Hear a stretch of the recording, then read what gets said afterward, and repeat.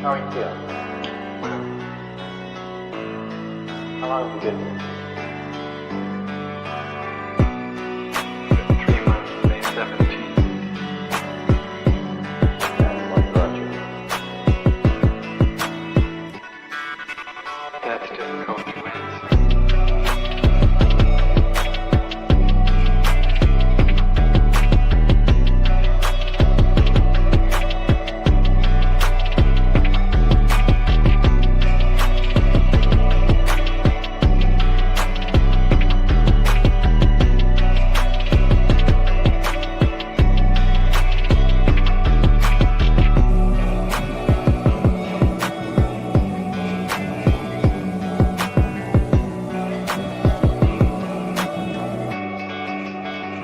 Some idea.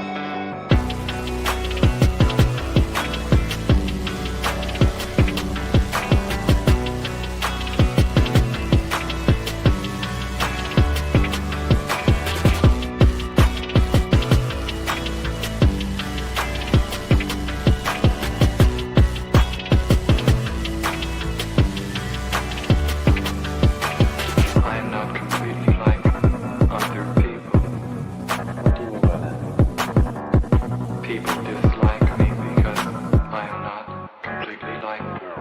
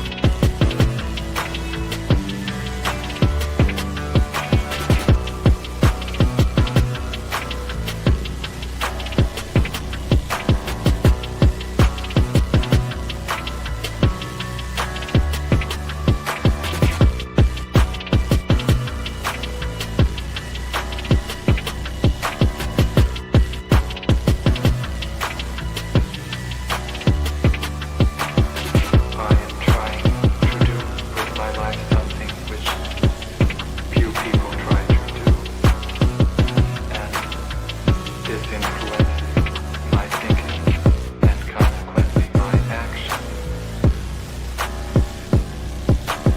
What is it you're trying to do with your life? Play the piano for people. I'm not clear. How is it that playing the piano for people has eventually resulted in your being here in the hospital?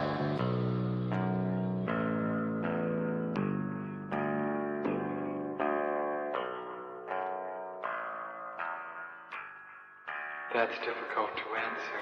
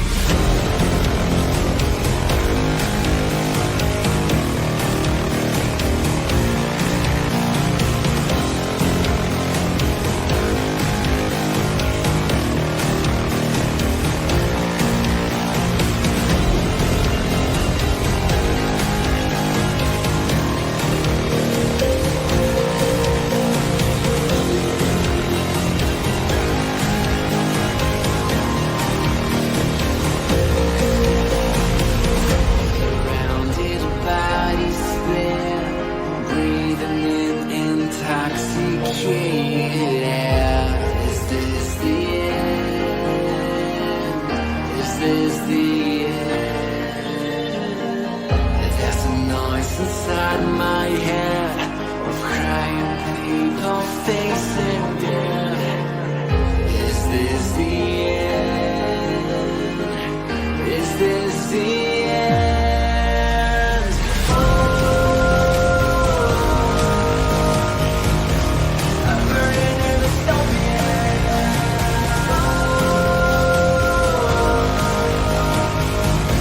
There's no place to hide.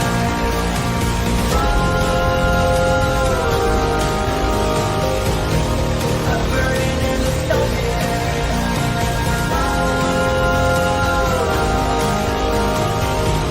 This is the final time.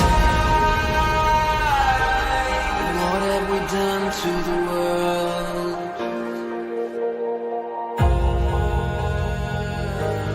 What have we done to the world?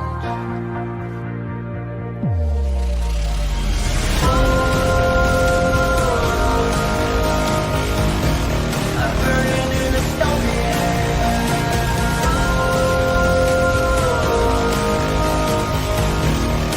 No place to hide.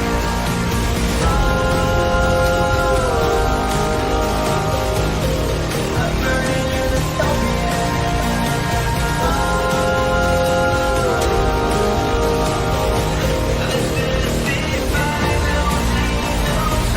This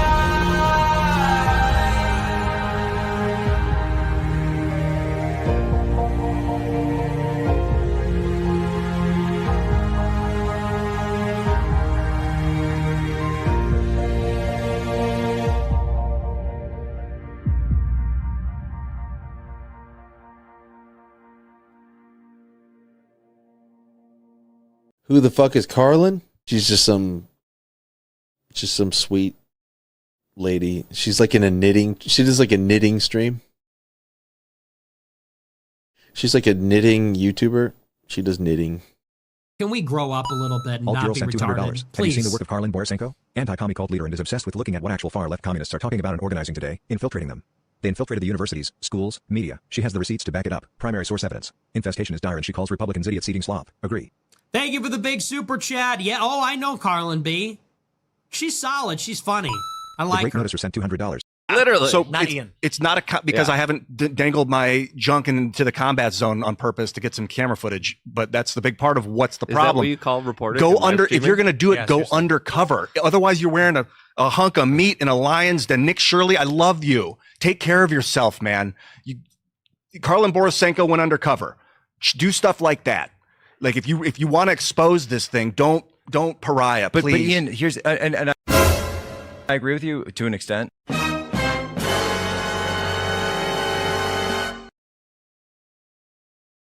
And lastly, we ask that there be no recording or streaming of today's sessions from the floor. And any disruptive behavior in today's session will result in being removed from the call.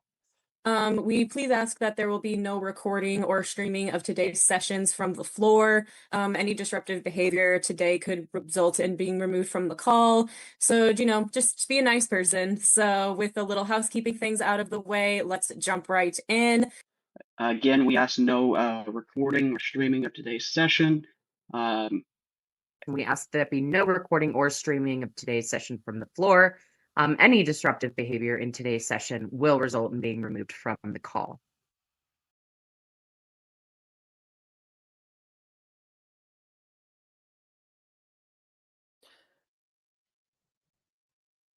Why am I not on the stage? What's going on? What? I know why I'm not on the stage. I clicked the wrong thing. I'm here. Okay. I am a professional streamer, as you know. Hey guys, welcome to the show. I'm a professional streamer. As you guys know, I do this on the internet every single day, and I've been doing it for almost 6 years now. So of course, I still don't know how my own technology works. Welcome to the show. Welcome to the call. Yeah, everyone applause. Do I have an applause sound effect? Hang on. Did they give me an applause sound effect in here? Applause. Can you guys hear that? There we go. I do have an applause sound effect. Look at that. Fancy. You owe money. Awesome. I love it when we start a stream with you guys owing me money. That is a fantastic way to start off the stream. Does anyone else owe me money that they'd like to pay up on? That'd be pretty great. So hey guys, listen. Lots of stuff going on. Hang on, I did have a start. No, I didn't do that. Okay. Hang on. Yo, it is a busy week. It is a busy week already. Holy shit, I just instinctively matched all of Karlyn's facial expressions and gestures in the no recording section. Yeah, it happens.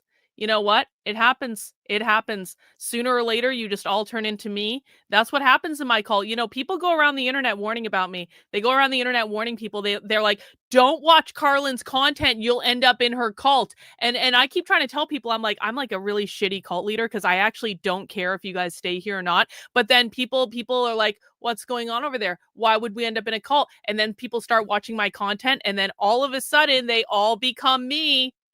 All of a sudden, everyone becomes a manifestation of me, you know? So I guess I have like the best cult because I truly don't care if you guys stay or go. Like if you don't want to be here, you don't have to be here. Like you can go any other place on the internet, right? But like if you stay, then you need to be aware that this is my cult and it's not your cult, and my cult plays by my rules. Yeah, freedom is not free. That's exactly right, Jack. That is exactly right. That is exactly right. So guys, important news update. Do you guys know how I spent all weekend with a group of cult members recording the Zine Librarians unconference?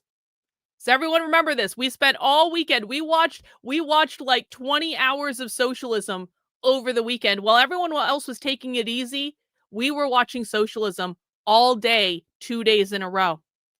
Well, we've been slowly releasing their clips on the internet. And do you guys know what has happened? Do you guys want to see it? The Zine Librarians Unconference has issued me a sternly worded letter. I am in the receipt of a sternly worded letter from the conference organizers. You're Karlyn too? I know, you're all me. And we're going to read that letter today on the show, and we're going to laugh at that letter, and it's pretty crazy. We're going to talk about some other stuff. And then, just because I can, just to prove that I can, Edward, yeah, we want our scalps. Oh, we might get a different scalp today. We're going to try to get a different scalp today. Don't worry about it. After we read the sternly worded letter that has been issued to me by the Zine Librarians Unconference, we are going to do something I almost never do after a spy stream or after I go undercover somewhere. We are going to watch a full presentation from this conference, one that some of us watched live. But this presentation is so insane and will give you such insight into the way librarians think that I have to show you the whole presentation. And this presentation is nowhere on the internet yet because not that one, this one, not that one. Fuck, where the fuck is it? Where is it? This one. There we go. This is the full video of the presentation from the Zine Librarians Unconference about them operating in hostile political climates. And this of all, and you've already seen some clips from this presentation. Some of the clips I've already released came from this presentation. And so you guys are going to get to hear librarians whine and cry over the fact that they work in a hostile political environment. And so if they want a hostile political environment, I think we need to give them one. And I'm just going to show you what they said. And listen, the Zine Librarians can whine and cry about me invading their safe spaces all they want. But the fact of the matter is, I don't understand why the Zine Librarians aren't more proud of what they're doing. I don't understand why the Zine Librarians don't want more people to see their work. Literally, all I'm doing is playing clips from their conference on the internet. I mean, I have a much bigger audience than all of them put together. I would think that they would welcome this type of exposure to their amazing work. I would think that would be a good thing. But for some reason, they're real upset about it. And I think they're going to be even more upset after today because I'm going to play this entire presentation that I recorded from the conference, and we're going to watch it and talk about it.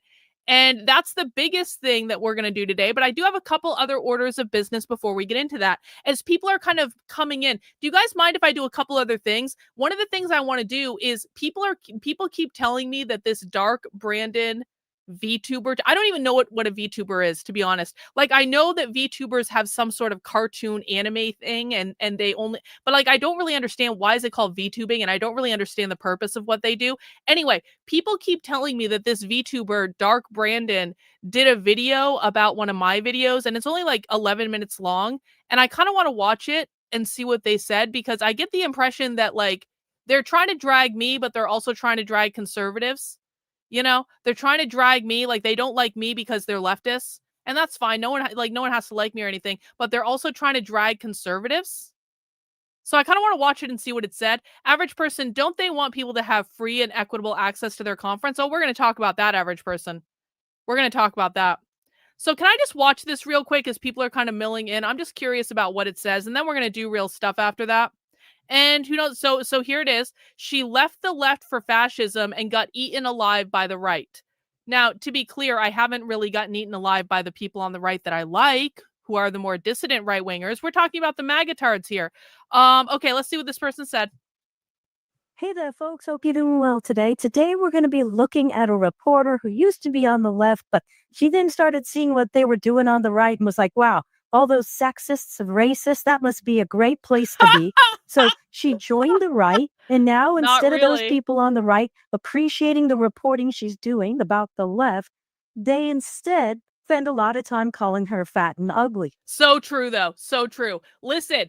Obviously, I don't agree with this person because this person already doesn't understand the actual story, but that's okay. You want to know why? Because anyone that wants to make fun of fucking conservatives for being ridiculous and low IQ and retarded, listen, I'm not saying all conservatives, I'm not saying all MAGA people, but if you are a smart conservative and you are a smart MAGA person, you have to know that you are surrounded by retards on your own side. And that's not to say everyone on the left is smart. They're not. We're not talking about them right now. We're talking about you. And the fact of the matter is although I do get much love and appreciation from many people on the right, and let's just be clear about this, like most of my work is funded by people who are generally right-leaning. I don't hate all right-wingers. I just hate retards and low IQ morons.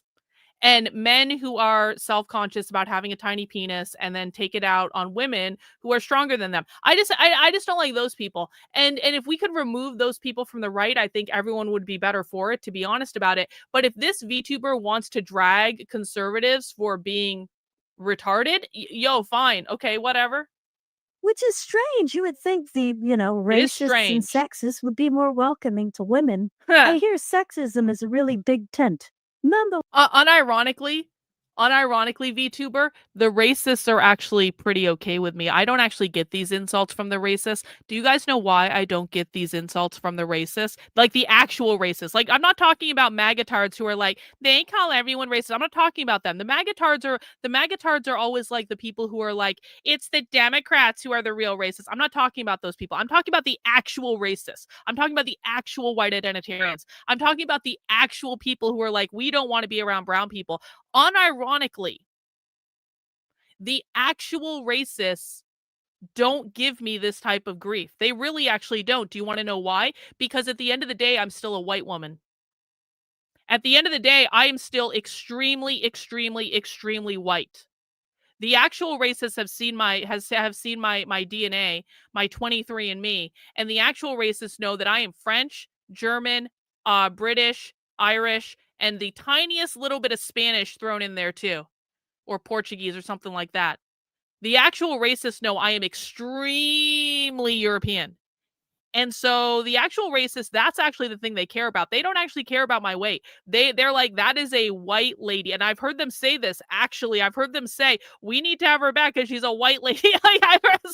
So I'm very sorry, but I actually, like, the actual racists are not the headache that I'm talking about right now. I'm talking about the MAGA people who are always like, it's the Democrats who are the real racists.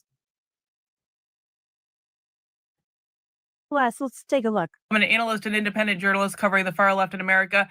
But if you listen to the conservative right, you would think that I'm competing in a beauty pageant of some sort. Yeah.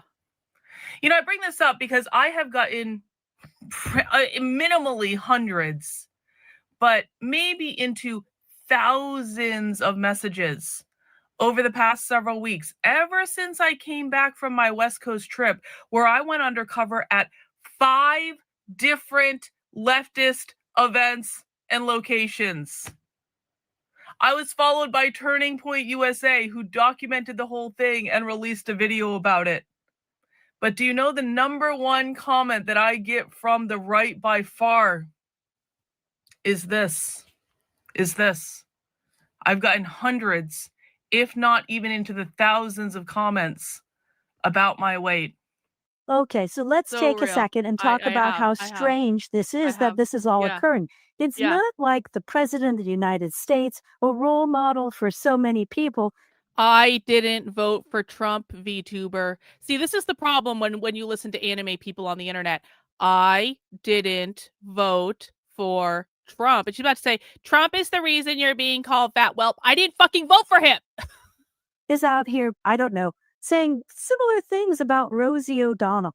It's not like he's out here normalizing this behavior. See, this is the type of retard that I'm talking about. This is the type of retard I'm talking about on the right. JD DeLay doesn't trust you. He thinks you will tell Antifa things. When does JD DeLay think I have regular conversations with Antifa? Does JD DeLay think that Antifa and I gossip on the phone? Does JD DeLay think that Antifa slides into my DMs is like, hey, Karlyn, how's it going? What information did you find on us now? like, oh my God.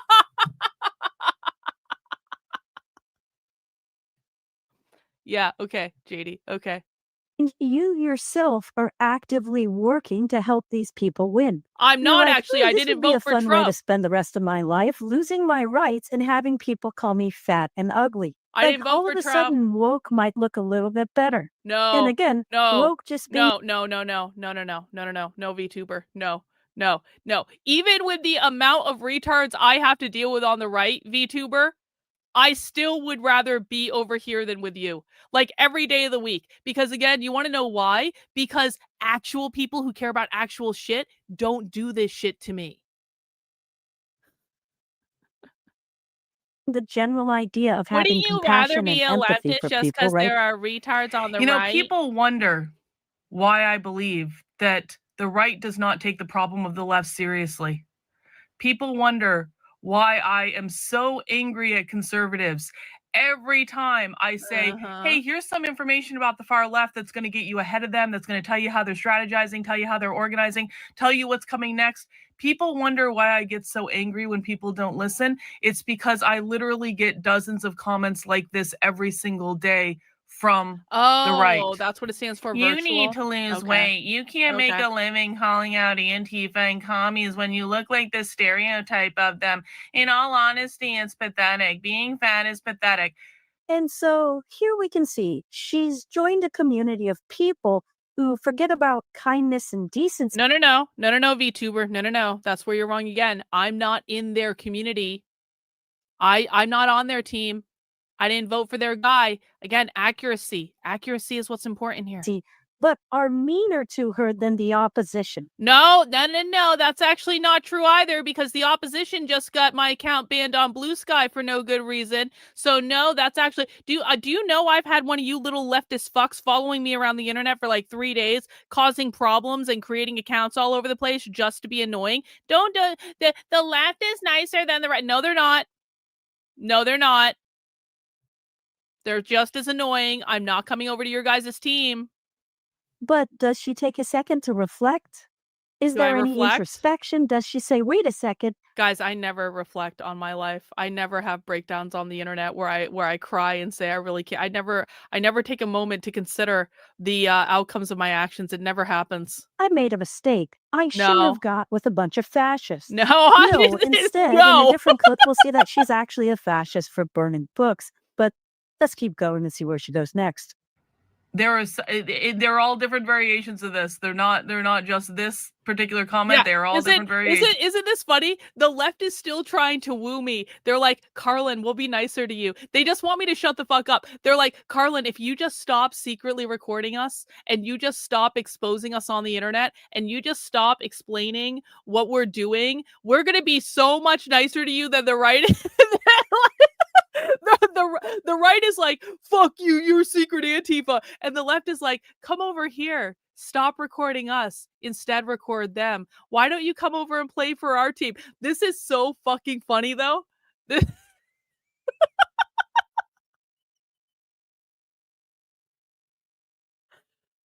Oh, we live in backwards land. But no, still not interested. Not going to the left. Sorry, guys. I'm still going to record you. Into this. And this seems to be the thing that most right-wingers care about. My weight. So conservatives. I'm a 44-year-old married woman. Let me emphasize married. I am married. And even if I wasn't, my job is not to be your sex symbol. I am not a Fox News anchor. I don't even own a push-up bra. And so this is what winning on the right looks like. You have to go out and make appeals to your own team to stop attacking you. But there was a very... Again, they're not on my team. They're not on my team. And here's the thing too, VTuber, and maybe I'll explain this to people who might not understand. I consider it to be just as good to expose the right for all their bullshit as I do exposing the left for all your guys' bullshit. Like I don't like the Republicans. I don't like the GOP. I don't like the MAGA people. For the most part, I'm not saying there aren't individuals here or there that I like. And if you're a MAGA person or a Republican, I don't want you to feel like you can't be here because you're not all annoying and retarded, okay? There are some of you that are smart and you really do want to do the right thing. And I understand why you're a Republican. I'm just saying the Republicans as an institution. I'm talking about conservative Inc. I'm talking about the elites among you. I'm not talking about normal people, okay? I don't like them and I don't want them to win either, and I would rather expose their asses than be nice to them too. So don't get it twisted. You like these people only think in like the right left paradigm. They can't even imagine a reality in which I'm like, you both suck.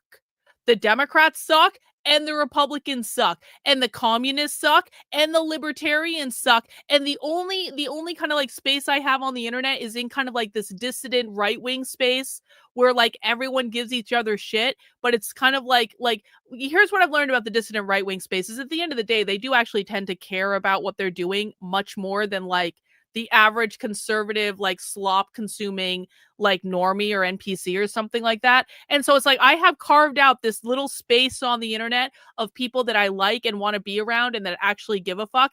And like literally everyone else can fuck off. If you don't want to be on the team, that's fine. No one has to be in my cult. It's fine. It really is. But if you're going to cause me problems, or you're going to name call, or you're going to be ridiculous, or you're going to make ad hominem attacks, or you're going to defame me, or you're going to do any other sort of stupid bullshit that gets in the way and fucks up my work, then literally fuck you. And I don't care who you voted for, and I don't care what team you're on. I am on my own fucking team. Interesting unit of measure that she discusses there, comparing her beauty to a Fox News host. Yeah. So again, the person that we're looking at was a Democrat for 20 years. Yeah. And it was like, wow, fascism actually looks really cool. But as we clearly Still saw in does, those actually, previous still does. clips, Still does. she joined this group, and this group is immediately turning on her. Not well. She That's has been no going on for a regret, while. and instead continues to double down. Yes. So we're going to see that here in these next clips. In this first one, she's going to set the stage of... All right, that's enough of that. That's about all the responding I want to do to that. Like, I think I understand where this is going, and this person is just going to keep making up stuff about me. And so, while it is true that, like, the right kind of sucks, they don't suck enough for me to want to go back to the left. And so, it doesn't really matter how many people say I'm secret Antifa, JD Delay, you fucking moron. It's just not going to happen. So, all right. Well, that was fun. That was fun. Do you guys want to see something more serious, though? Do you guys want to see something more serious? Because 1 in the chat if you were here for the stream yesterday or you watched it on demand. 2 in the chat if you didn't get a chance to. And this happened at the end of the stream. So if you didn't make it to almost the complete end of the stream, you probably didn't see this. 1 in the chat if you were here for the stream yesterday. 2 in the chat if you just haven't gotten around to it. I stream a lot of content. It's okay. No shame. I'm not going to make you feel guilty or anything. Got some 1s and got some 2s as well. Okay. So yesterday We watched a presentation with two people. One of them was named Brian Bean. He is one of our favorite communists. The person on the screen here is not Brian Bean. The person on the screen here is David Camfield, I think. He's a college professor from Canada, but he was talking about U.S. politics. And I want to play you what he said on this, because sometimes we watch, and I understand why people don't, make it through all my streams, because I stream a lot of content, but I want to make sure people understand. Sometimes we will watch a 90-minute presentation just to get an amazing clip at the very end of it that we can then clip and use against communists for all time. And we got a really great golden nugget yesterday, and I want to play it for you and see what you have to say about it. Hang on, let me make it bigger, and I'll make the sound louder and all that stuff. Hang on. This is from yesterday's stream. I also think we would want to bring up the question of, okay, you're concerned about the things that brought you out on the No Kings action, but what are the methods of action that are actually going to win, right? The protest was really important, but we need to think about disruption. We need to think about mass disruptive action that actually really can block aspects of the MAGA agenda if people are going to fight back, and to really be stressing that kind of organizing in between those big days of action to get people involved in different kinds of mobilization, to show that there's an alternative to the ballot box, right? We may not be able to persuade people to abandon the Democratic Party, but the point is, we need to actually say that if we want to fight and win in the here and now, we need to actually use more effective tactics than the ones that are being put forward. All right, so we have this communist college professor who is saying, guys, the No Kings protests were great, but we need something more. We need to go further. We need a mass disruptive action. And we may not be able to get people to leave the Democratic Party, because remember, real communists and socialists hate the Democratic Party, and they don't want people in the Democratic Party, and they don't vote for the Democrats, but they do want people to have an alternative to the ballot box. This is David Camfield. His name is on the video. Let's watch from the beginning again. I just want to make sure everyone heard this. Guys, when the left is making a call for violence, this is what this sounds like. Most leftists don't get up and they scream, start fires and burn down buildings and stuff like that. They're not going to do that because, they're at least smart enough to not do that. When the left is making a call for violence and a call for mass disruption, literally, this is what this sounds like. It is a quiet thing. You have to be listening to what they're saying to really understand what they're talking about. So listen again. I also think we would want to bring up the question of, okay, you're concerned about the things that brought you out on the No Kings action, but what are the methods of action that are actually going to win, right? The protest was really important, but we need to think about disruption. We need to think about mass disruptive action that actually really can block aspects of the MAGA agenda if people are going to fight back, and to really be stressing that kind of organizing in between those big days of action to get people involved in different kinds of mobilization, to show that there's an alternative to the ballot box, right? We may not be able to persuade people to abandon the Democratic Party, but the point is, we need to actually say that if we want to fight and win in the here and now, we need to actually use more effective tactics than the ones that are being put forward. So Mayday Strong, for example, that alliance, a network of labor organizations, has been building for, I think, some more effective kinds of actions. And we need to also be trying to help people to see the links between the attacks on political rights and the things that are being done by employers to working people every day, and the need to build the labor movement as part of the forces of resistance.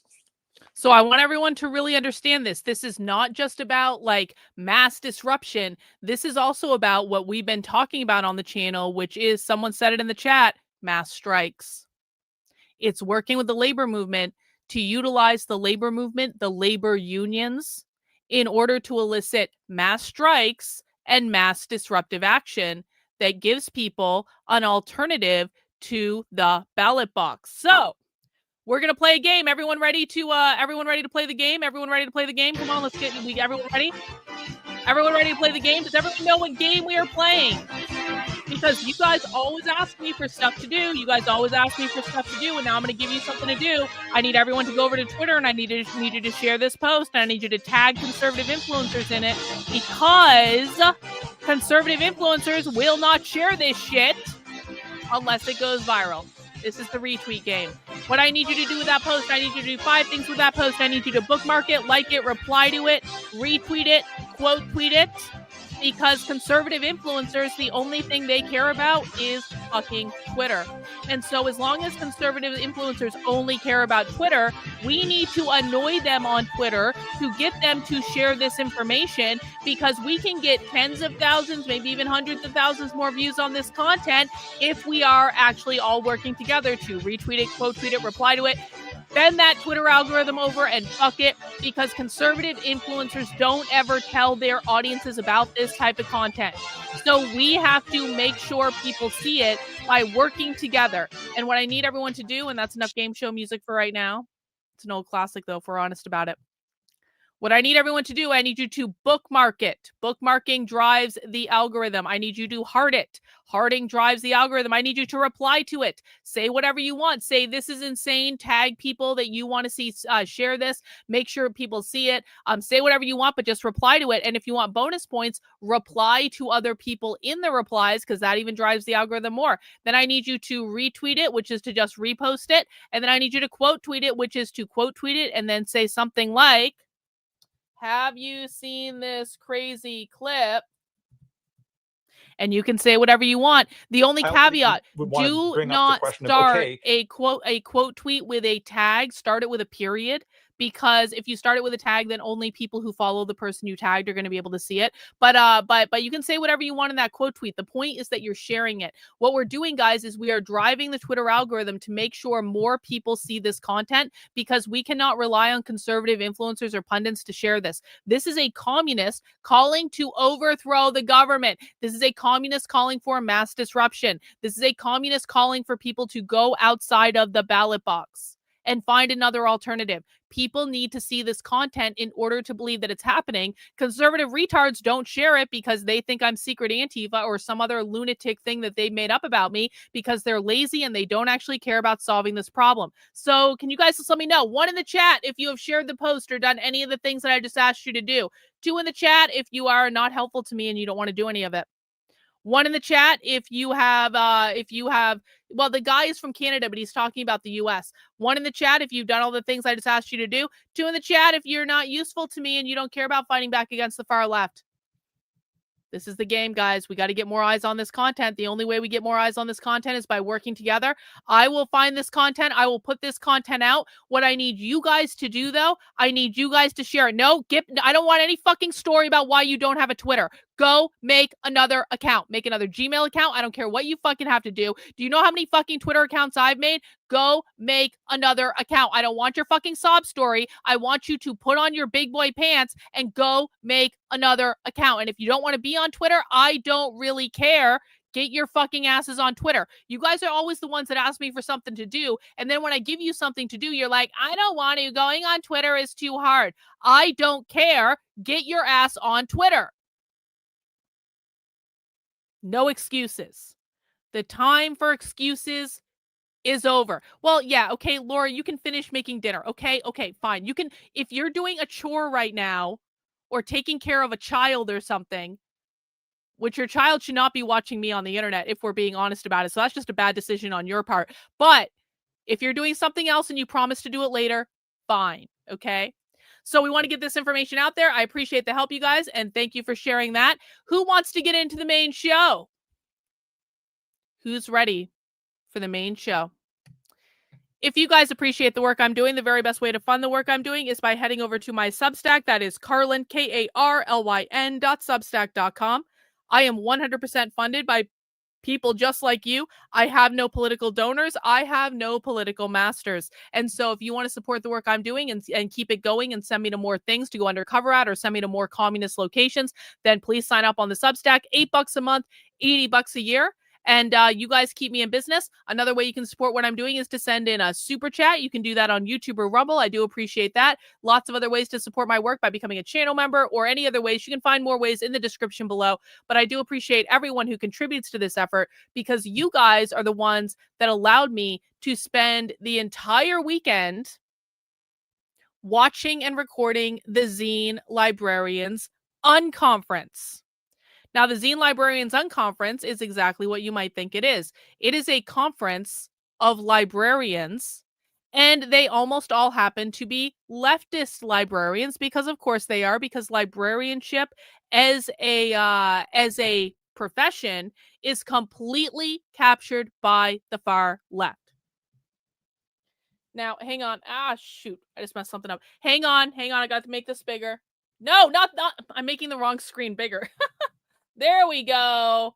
There we go. Now, it is rather ironic that people who have been bitching and complaining about book banning for years are now trying to prevent people from accessing information.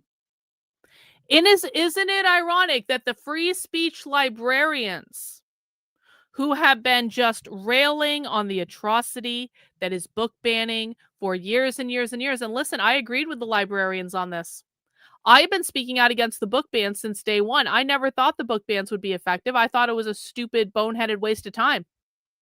But the librarians for years now have been like, we are the free speech advocates, and we are the ones who believe in access to information. And we just want people to have the information. And now the librarians are trying to get me canceled, and the librarians are trying to prevent you guys from seeing the information I have, because it is not politically helpful to the librarians. And so it's like rules for thee, but not for me. It's like they're all pissed off.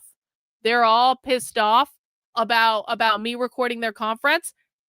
It's just information, guys. It's literally just information. Just information.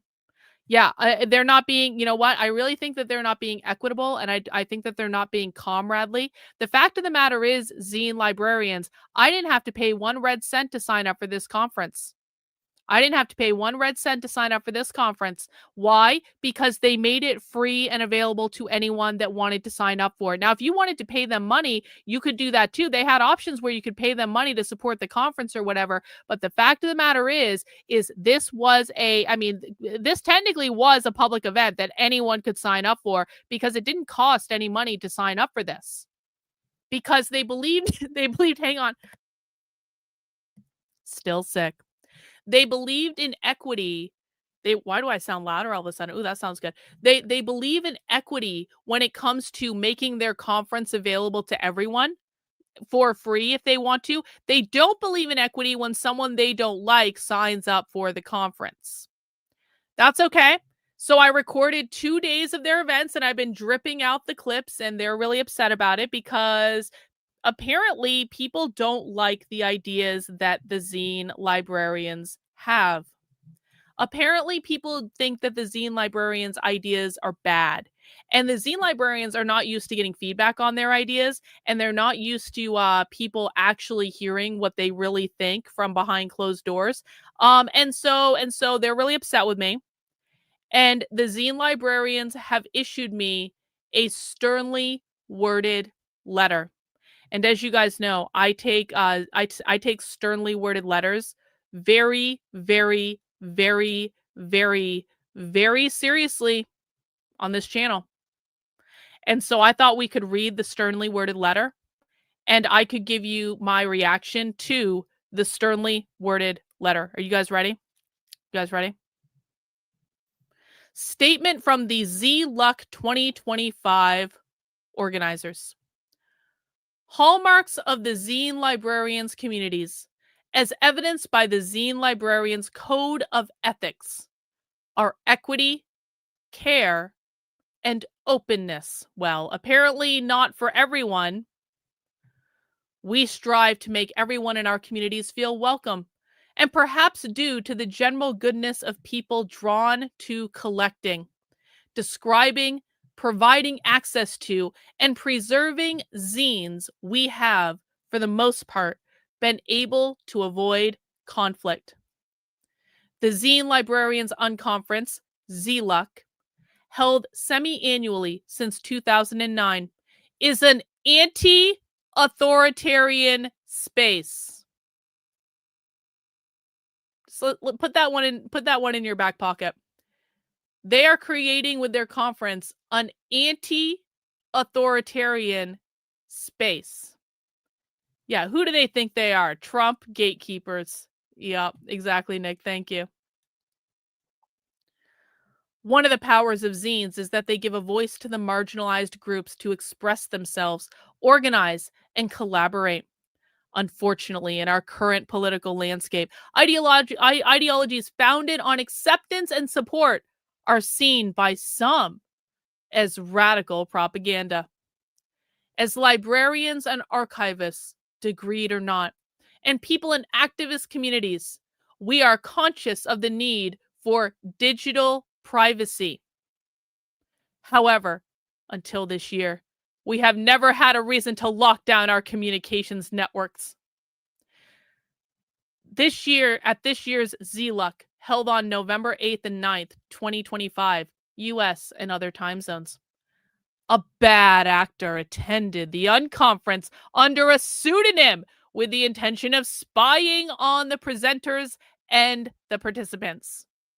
Organizers became aware of this transgression the day after the unconference, November 10th, when Karlyn Borysenko released a recording she took without our knowledge or consent on her Substack. We were then informed that she live streamed some or all of the event behind a paywall. In addition to being against our own event policies, this behavior violates the Substack community guidelines. It actually doesn't, though. It actually doesn't. Do you know why it doesn't violate the Substack community guidelines? I didn't live stream it on Substack. So very nice try, Zine Librarians. I didn't live stream it on Substack. So no, it does not actually violate the Substack community guidelines. And if it did violate the Substack community guidelines, Substack would have already taken it down. But they haven't taken it down because I didn't do nothing to violate their community guidelines. Too bad, so sad, librarians. Tough cookies. She also shared clips and references to her stream on Blue Sky, Twitter, YouTube, Rumble, and perhaps other platforms as well. Yeah, I did share it on other platforms. You're right about that. Yeah, you're right. In keeping with the zine community ethos, ZLUC is open to everyone. It's open to everyone, guys. It's open to everyone except when it's not open to everyone. The only session recorded by organizers was the opening session. It was important to us to create a space where attendees could explore their thoughts in a safe environment and feel heard without fear of being judged or having their words shared later out of context. Well, then you guys are going to be really thrilled because I'm definitely not going to be sharing your words out of context today. I'm going to play the complete presentation. There will be no clipping today. There's no clips. I'm not sharing any clips today, you guys.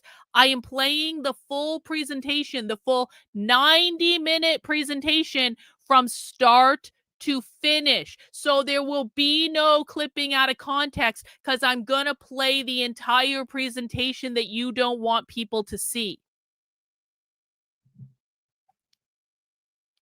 We are extremely saddened that this bad actor took advantage of the openness of our event to target our community. Well, listen, to be really fair here, I don't actually give a flying flip about the zine librarianship community. This is not about them doing zines. This is not about them being librarians. This is about them being communists. You are communists. You are communists, most of you with taxpayer-funded effing jobs. You are communists. And we're paying your fucking salary. And I want to know what you guys are talking about. And I want to know what you guys are doing. And I think other people want to know too, which is why you're so pissed off. We are continuing to investigate any other harm this person may have caused, reporting policy violations and requesting removal of these posts across platforms, and discussing precautions to prevent a situation like this from happening again. And that's true, by the way. They're trying to get my streams pulled down off of YouTube over privacy concerns. That's not going to happen, by the way. I already know. I've already been round and round about YouTube with stuff like this before. YouTube, there is no universe in which YouTube is going to pull down this stream. It is not going to happen. And even if it does, you stupid bitches, I have a backup recording of it on like multiple sites already. And Twitter's definitely not going to pull it down. And I don't think Rumble's going to pull it down either. So literally go cry. There's nothing you can do about it and whatever. Hey, effectual insurrection over on Rumble with a $5 Rumble rant. When they say everyone, they mean everyone but me. Exactly. Everyone but me is allowed to go to these things. Yo! Ma, I don't even know how to say that name. Ma Rowolf, Cope, Seethe, and mauled librarians out of the unconference. Yes, yes. Thank you for the very generous super chat. I really do appreciate it. This is the best paragraph, guys. You ready? You ready? Zine librarians hold a range of minoritized identities: queer, trans, people of color, indigenous, disabled, poor, and or others. We believe that zine libraries and archives are powerful, but this event is entirely volunteer run and without substantial economic capital, which means you guys won't be suing me. And I know you're not suing me, and you know you're not suing me. And by the way, when you guys complain to Substack, Substack is going to say, are you going to sue her? And if you say no, they're going to go, well, flip off then. We don't really care what you have to say about it, because Substack only removes content permanently if you have filed a lawsuit. So because you guys don't have any money, you're sure as shit not going to be suing me for this. Best of luck. Also, it's massively newsworthy and you would lose anyway. So there ain't going to be any attorney that's going to take your case. The fact that this individual chose to target such a small event with this level of vitriol. Oh, they talk about you guys too. And is receiving support from their audience is emblematic of our current political climate. This is not acceptable to us. We stand with all attendees who participated in good faith, especially the zine librarian who is, so far, the primary target of the journalist's mean-spirited social media, newsletter, and video posts. Well, yeah, I'm going to be talking about more of you guys. We're going to talk about more of you guys today. I just started with Julie Sattel because she had some of the best clips. But don't worry, zine librarians. Don't worry. We're going to talk about more of you today. So we are moving on from Julie. Julie's probably in enough shit with her employers right now. So we're going to move on and talk about other zine librarians now. We know that many of our presenters and attendees will understandably feel violated by this experience. The commentary created by this person is designed to upset, intimidate, and in some cases, directly attack our community. However, we should not allow this rhetoric to overshadow the value of our work and the care we show to our community as zinesters and librarians. We are still very proud of this event and the collective knowledge and solidarity we shared. If you are targeted by this individual or anyone else, please document it and contact the Z-Luck organizing team. We do not recommend interacting directly. As we reflect on this unconference, we stand by our statement that Z-Luck is an inspirational, informative, and fun gathering of people who cares deeply about zines, their preservation, and their ability to change lives for the better. We as a community are committed to this unconference and to each other, and we refuse to be cowed by hostility. We offer sincere thanks to all who participated in the conference and will continue our pursuit of equity and justice. So guys, the librarians are upset. The librarians are upset with me. They're very upset. Now, the librarians have also been talking about me in their Discord. Do you know how I know the librarians have also been talking about me in their Discord? Because I'm in their Discord.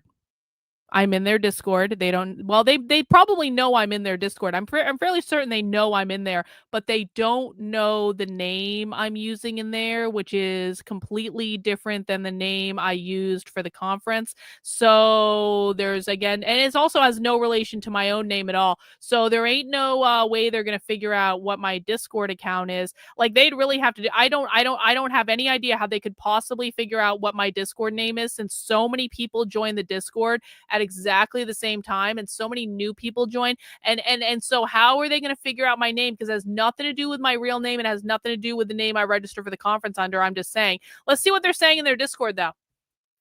Al Casada, they them, says, here is the statement from the organizers.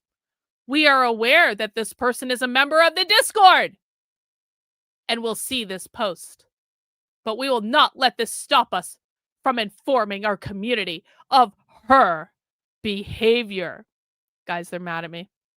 They're mad at me, and they're mad that I'm in their Discord. They're not happy that I'm in their Discord.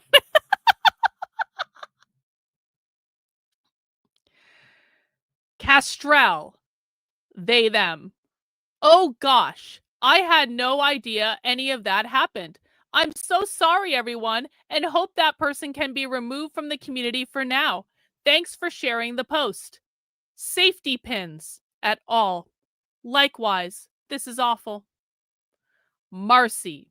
Hey, she actually did a similar thing at the NYLA edit. It was the Urban Librarians Unite 2 years ago. I think she has a personal vendetta against librarians. Well, they didn't even find my best one. My best one was recording Emily Drabinski at the Socialism Conference saying libraries should be sites of Marxist organizing. This clip that they're posting, that was Emily Drabinski like a few weeks after the Socialism Conference.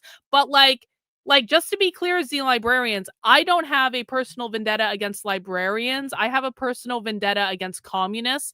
And this really has nothing. If you guys were librarians and you were just, like organizing books and stuff and not being communists, I wouldn't actually really care. If you guys weren't getting students to make leftist propaganda, then I wouldn't really care. If you guys were just like handing out books and like doing normal stuff that wasn't political, I really wouldn't care about you at all, like honestly. So maybe just stop being a leftist communist in your job and maybe I will care a lot less. I'm just saying. Safety Pin says, kind of crazy beef to have.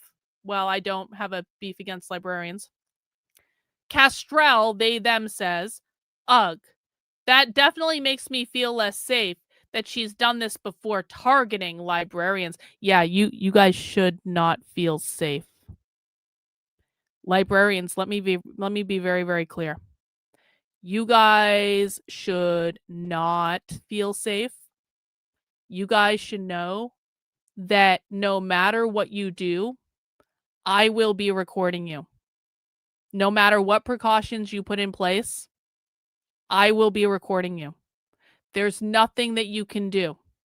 You should be forever paranoid that every single leftist organizing event that you're in, I will be recording you, or someone in my community will be recording you, because you guys work for taxpayer-funded institutions, you work for public universities, you work for public libraries, and you're using your taxpayer-funded positions to pull leftist bullshit. And I don't like it, because I don't want my tax money going to this. And many people don't like it because we don't want our tax money going to this. And so as long as you guys are having leftist organizing meetings, someone will be recording you, and you should never feel safe, and you should always just really be comfortable in that knowledge that there's nothing you can fucking do about it. Marcy says, yeah, I thought the premise sounded very similar. Same person. She's also putting out of context like this. So personal vendetta against librarians. Again, Marcy, I'm going to play the entire presentation today. We're watching the whole presentation today. There ain't going to be nothing out of context, no clips, everything as it happened. Castrell, they, them, ugh, gross. Jen, not to minimize her incredibly creepy and harmful behavior, and I'm so sorry to everyone she's targeting, but what a fucking loser. They hate me so much and it's so great. Safety pins, putting an up to that. Maricat, bless her heart, kind of a one-trick pony, isn't she? Guys, am I a one-trick pony? 1 in the chat if I am a one-trick pony. 2 in the chat if I maybe do more than one trick. Let me know what you guys think. 1 in the chat if I'm a one-trick pony like the bitter librarians say. 2 in the chat if I maybe have more than one trick up my sleeve. Safety Pin says, the part of her brain that understands politics is unsurprised. The part of our brain... Wait. Does Safety Pins... Is this like multiple personality disorder? This person is talking like they're multiple people. Hang on. Average person, isn't this better than owning the libs? This is so much fucking better than owning the libs. Come on. Yeah, I have 3 tricks at a minimum. That's exactly right, Brian. 3 tricks at a minimum. Is this person have multiple personality disorder? I'm being serious about this. Safety Pins at all. Is this like a system gender person? Is this like there's multiple people in this one account? The part of our brain that understands politics is unsurprised. The part of our brain that thinks it lives in a world that makes sense is just going against librarians. Were your parents killed by the Dewey Decimal System? I wonder if that person has multiple personality disorder. Like, seriously. Andre, I'm a jack of all trades. Exactly. I've got way more than one trick. What an insult. And then the last part of their conversation about me is Marcy saying, by the way, I removed the picture because the person lifted a picture of someone in our Discord, but the videos say, let's get a leftist librarian fired. Yeah, we're still working on that. So they're real happy about that. Now, I have a question.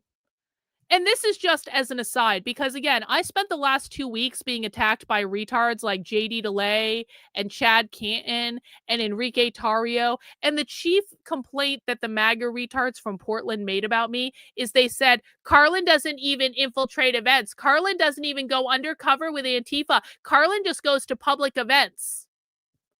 Just as an aside, guys, if I have the event that I went to issuing a statement denouncing me, and an entire Discord of people complaining about me and whining about me, am I really just going to public events that anyone can go to? Because it kind of seems to me like this conference would be very opposed to me ever coming to their conference. It kind of seems like I'm not just waltzing in to any public event that anyone can go to based on the behavior of the conference. But the MAGA retards keep trying to tell people, Karlyn doesn't really infiltrate things. Karlyn doesn't really going undercover. It kind of seems as though the events that I'm going into and recording aren't really happy that I'm there. So maybe they can think about their behaviors. Anyway, moving on. I also find it ironic because we have another clip here. This is a clip from the unconference, and this is actually a clip featuring this person, Al Casada. Where have you seen the name Al Casada? Let me go back to the Discord. Al Casada is the person who wrote the statement denouncing me. Al Casada is the they-them librarian from Jacksonville, Florida, who wrote the letter denouncing me. This is what they-them looks like. This is they-them's Instagram account. You can see here, they-them. Not many pictures of they-them. Here's they-them. Okay. Now, it's interesting. Because the zine librarians are so pissed off at me for recording their conference. But it kind of seems to me, let me just play this clip for you guys and you can tell me if this is an ironic twist of fate, because I recorded the zine librarians multiple times at this conference talking about being punk and being subversive and doing things to throw a wrench in the gears. I heard multiple instances of the zine librarians saying, we need to undermine the system and stuff like that. Let me play you just one of those clips. This is real short. I'm working with some of my coworkers. I want to make a zine called Be the Punk You Wish to See in the Library. And I want it to be basically just like stories or like, 1 or 2 sentences or even an image of someone sort of like doing something punk in their library and kind of like going against the grain when they need to. And I would really like to make a digital version of that zine and be able to distribute it to other librarians as kind of like a, hey, here's what other people are doing. Here's ways you can be like the wrench in the machine, right? So the zine librarians want to start a zine called How to Be a Punk in the Library, in which they want to talk about being subversive in the library and throwing a wrench in the machine and doing things they're not supposed to. And they want to collect stories of librarians all over the country who are doing things against library policy and being subversive and doing things they're not supposed to. And they want to share those stories out to inspire other librarians to be subversive in their library. Did I hear that right? Let's listen again. I'm working with some of my coworkers. I want to make a zine called Be the Punk You Wish to See in the Library. And I want it to be basically just like stories or like, you know, 1 or 2 sentences or even an image of someone sort of like doing something punk in their library and kind of like going against the grain when they need to. And I would really like to make a digital version of that zine and be able to distribute it to other librarians as kind of like a, hey, here's what other people are doing. Here's ways you can be like the wrench in the machine, right? I think that's a great idea, Z librarians. I think that's a really great idea. I think it's a great idea to do things that are subversive and ignore policies that you don't like and go around and throw a wrench in the machine and throw sand in people's gears. I think that's a really, really good idea. Hey, I have a question for you, librarian from Jacksonville, Florida. And by the way, people always tell me this doesn't happen in red states. That's a they-them librarian from Jacksonville, Florida. The Florida taxpayers are paying for that they-them librarian's job. So don't tell me this doesn't happen in red states, and don't tell me this doesn't happen in Florida. That is a public librarian from Jacksonville, Florida. They think it's okay for them to be punk in the libraries and them to ignore policies they don't like and them to be subversive and them to share their stories about being subversive to inspire other people to be subversive. But I can't do it. How is what they're talking about different than what I did? How is them being punk in the library different from what I did? Kind of seems like I'm the real punk here. Kind of seems like the librarians like to play punk. They like to play like they're big tough guys they're willing to skirt the rules and, you know, not tell their boss they're doing something and all this stuff. No. Ladies, they, thems, whatever the fuck your gender is. You guys are not punk. You guys are the ones complaining because I did to you what you want to do to us, and I did it better than you. So, I don't know, grow the fuck up and actually learn what punk is before you start talking about being subversive in the library. And just so you guys know, speaking of punk, the zine librarians, you know, it's a very, very sad thing. It's a very sad thing. The zine librarians got my Blue Sky account banned for heckling them. They got my Blue Sky account banned. And now there's this crazy person on Blue Sky that's going by the name not Karlyn Borysenko. It's not, the handle is at not Karlyn at Blue Sky, whatever the handle is. And I don't know who this person is. I don't know who this person is at all. It's definitely not me. It says not Karlyn in the name, okay? It is absolutely definitely not me. And this person is a maniac over on Blue Sky. And this person posted that video clip over to Blue Sky and said, Karlyn would like you to tell your friend Al Casada, they, them, that if they, them wants to be a punk subversive in a taxpayer-funded libraries, then you guys shouldn't be surprised when others embrace punk subversion too. But it's not me. It's not me. I'm confirming this is not me. I'm just saying that this person who is not me is delivering a message to the librarians on Blue Sky, and it's not me, okay? It's not me. So, we've come to our main event. And our main event for today is an 1.5-hour presentation. This is a never before seen presentation. This is a presentation that I recorded on Saturday at the Zine Librarians Unconference.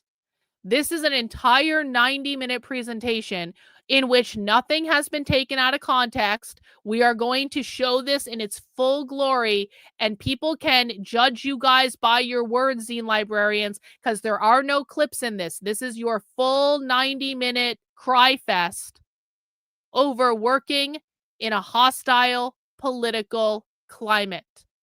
And we're going to show you guys, we're going to show everyone what you guys talked about, and they can judge for themselves whether or not they are on board with your behaviors in your public taxpayer funded positions.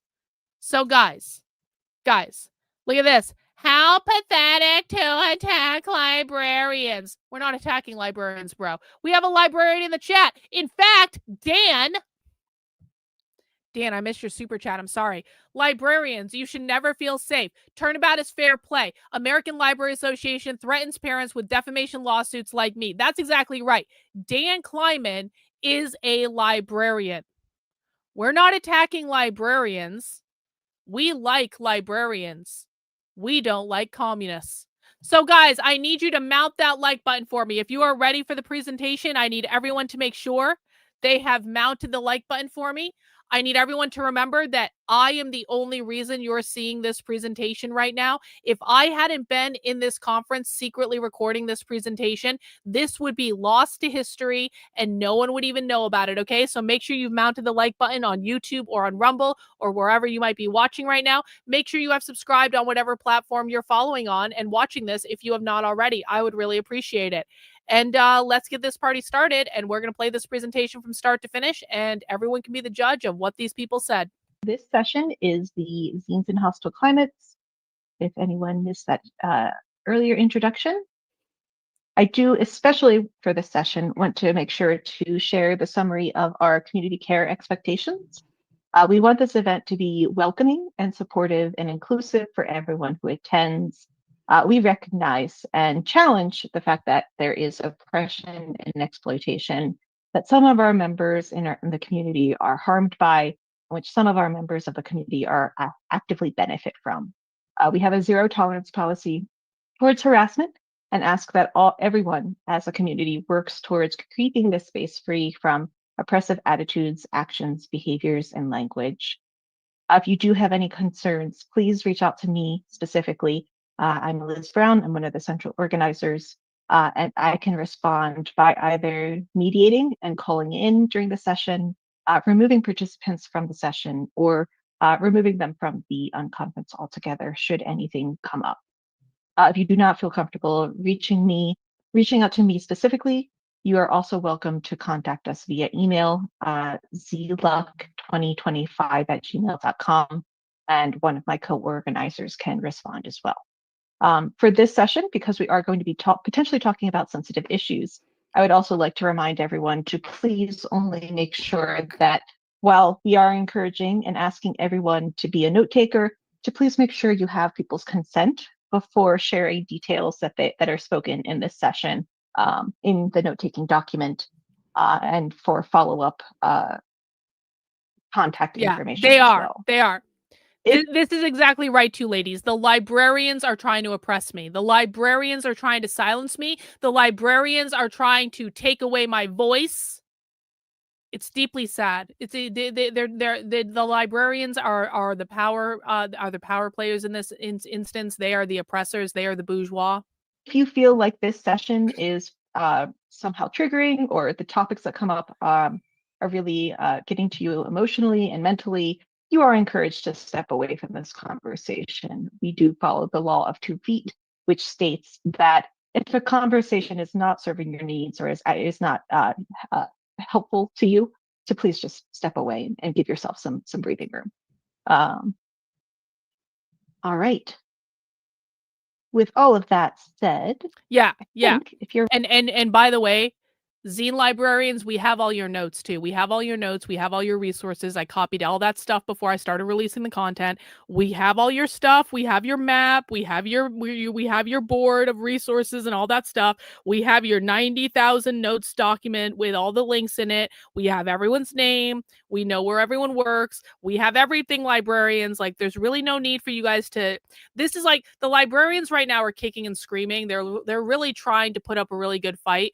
But it's like if a really big guy had a really good grip on like a small girl, and the small girl is like kicking and screaming. She's trying to get away. She's not going to get away though. Like we have them. There's no way. It's too late. You guys just need to accept your fate, accept that you have no control here, and that I'm going to do whatever I want and you guys can't stop me. Ready to go, Mike. Take it away. Sure thing. Thanks, Liz. Well, I'm not going to give a formal presentation today. I just want to talk for a few minutes about what I've experienced, and then really I'm hoping we can all chat about the things that we're going through at our different institutions or in our private lives of zine making. So again, my name is Mike Olson. I'm a cataloging librarian at Murphy Library at the University of Wisconsin in La Crosse, Wisconsin. University of Wisconsin. Mike has built an incredible zine library at the University of Wisconsin, La Crosse. We know that because we saw an entire tour of Mike Olson's office, which is the zine library at the University of Wisconsin, La Crosse. So he is a taxpayer-funded university librarian, and he has a whole library, and it's not just leftist content. He's got some general zines in there as well. He's like an old school zine guy, but he is definitely a leftist. He's definitely a communist, and he's got definitely leftist content in that library. Before I say much else, I just want to acknowledge something that to me speaks to why we're here. You know, Liz sort of alluded to this. Some of us may not feel free to talk because of the climates that we work in. Low key, we were all actually really impressed with Mike Olson's library. Like, no joke, Mike Olson has actually put together a great resource on zines, and I'm really sorry to have to do this to him because he is, after all, at a publicly funded university and he shouldn't be doing this shit. But you know, sometimes you expose people and you still feel bad. I don't think Mike Olson is a bad guy, but he is a communist, and so what are you going to do? And are so hostile or don't feel safe to participate publicly. So I just want to sit with that for a second. That really tells you everything about the stakes of this conversation. We're not being dramatic when we call these hostile climates. For some, the consequences of doing this work public are real and very immediate. So again, I just want to reiterate by saying if you're here but you can't speak openly, that's okay. If you need to stay off camera or just listen, if that makes sense. If whatever you need to share stays in this room, and I think we will honor that. It doesn't. So this is supposed to be a space where we can be honest about what we're facing. Be honest, guys. Yep. So I just want to give a little context. My situation is not nearly as severe as some that I've heard about, but I just want to be transparent. What are you saying?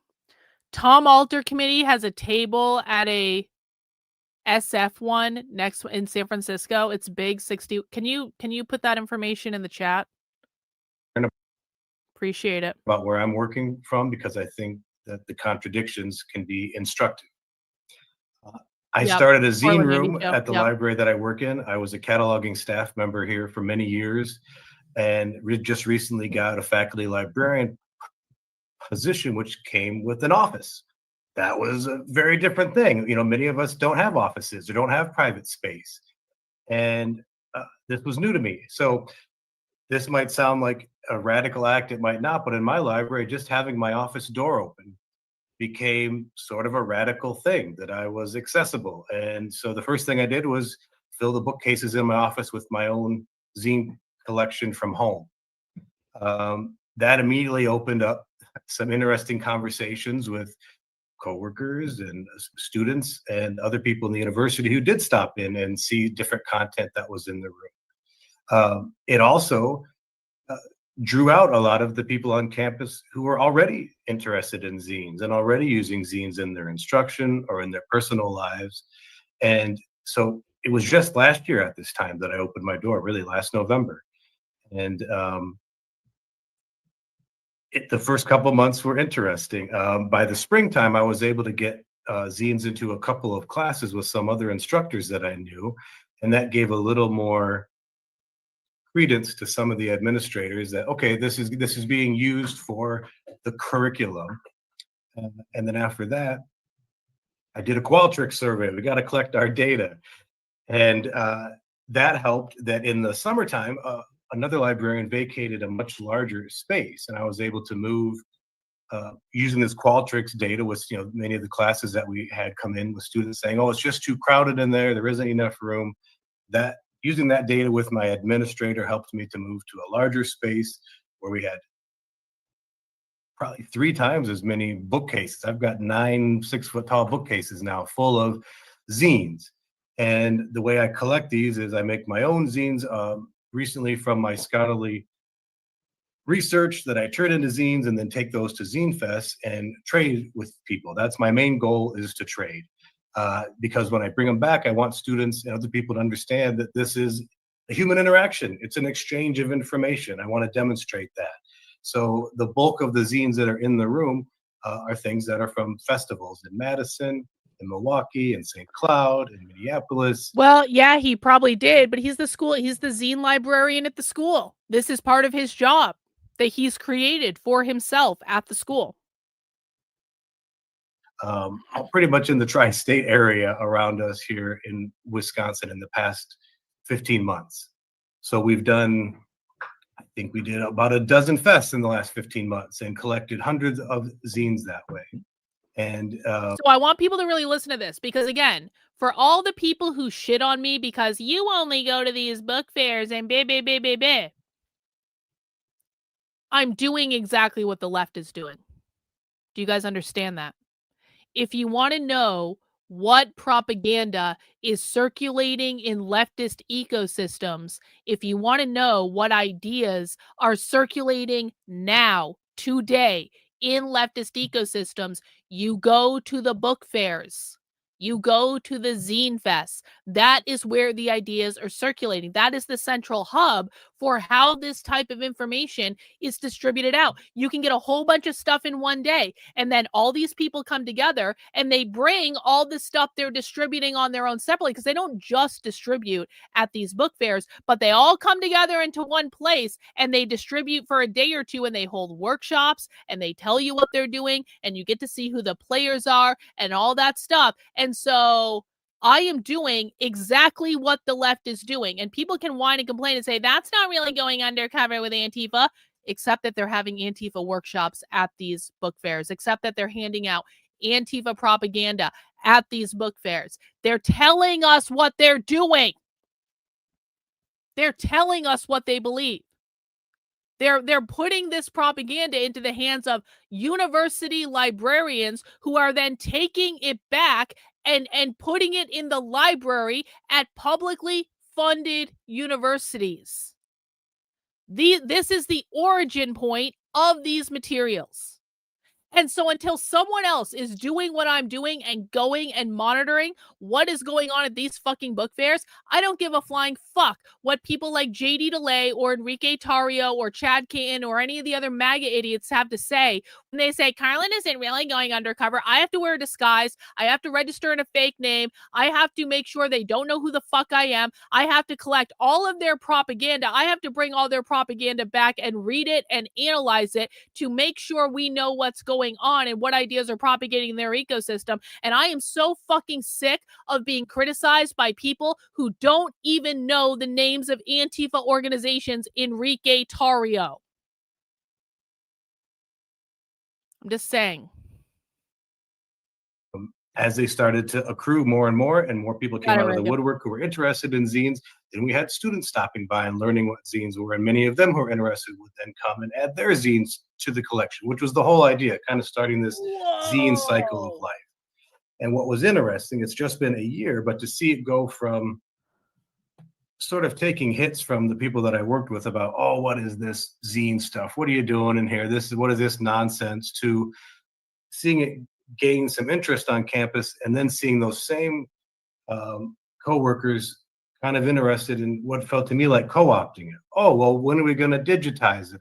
Oh, I'm the collections manager, so I get to help decide what's going on in here, or what we're going to do. And so my perspective was very much that, well, this is my office. This isn't actually a part of the institution. This isn't a part of the library proper. And so I'm trying to, I guess it's a purposeful thing to try to be in this institutional gray area, because it's given me a certain amount of leeway of. Thank you for this information, everyone who sent me this link. I'm not okay. We're going to talk about this another time. What I can do, what I can have in the room, what I have to be accountable for, what I don't. It also means I don't have any resources. It's very hard to buy zines through our traditional acquisitions procedures. And frankly, I don't want to. I don't want the institution to own these materials. I want this to be a community sourced resource. So it's been interesting and challenging to have that. Typically we think in a university, it's an archives, it's something that's lasting. That's not how I think about this collection. This is very much an in real life collection. You need to come to the room, you need to handle the zines, you need to hang out and browse there. If somebody's interested in something, they can take it home. I've got a free section. I see somebody put the link to the tour in there.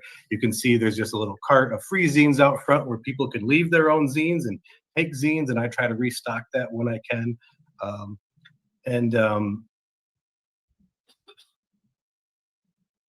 I guess I'm just pausing here for a second to think about what that's meant in this past year. So, I've learned that I need to be very clear. I'm a middle-aged white guy, right, in my institution. I can probably get away with more things than some of my coworkers can, and some of the people that are represented in the zine room. I've learned that if I don't ask for permission and go about doing something, it may be harder for somebody to get in my way to stop me, but I've seen coworkers do the same thing and be challenged a lot more quickly. So I guess I'm trying to use what feels like my own privilege in some way to give some platform to people who I feel are really being marginalized in our current environment. We're at State University. We've gone through all the DEI audits and everything else, and there is not a proper institutional structure for this type of work any longer. So I'm not really interested in participating in the institutional structures. I'm not really interested in participating in the institutional structures. This is something that we heard several times from Mike, not only in this, but I think he mentioned this in another presentation too, where Mike is basically, and again, I kind of there is actually a part of me, unironically, sometimes I feel bad when I expose leftists because I look at them and I'm like, you're actually just kind of like a nice guy. And I don't actually think he's Mike Olson is not Antifa, okay? He is not Antifa. He's just he's kind of probably a very progressive person. I'm not even I think he does have some communist leanings if I'm being honest about it, but I also just think he's just he's a leftist. He's a fucking leftist. But he's not a dangerous leftist. And it's kind of I feel bad about exposing people like him sometimes because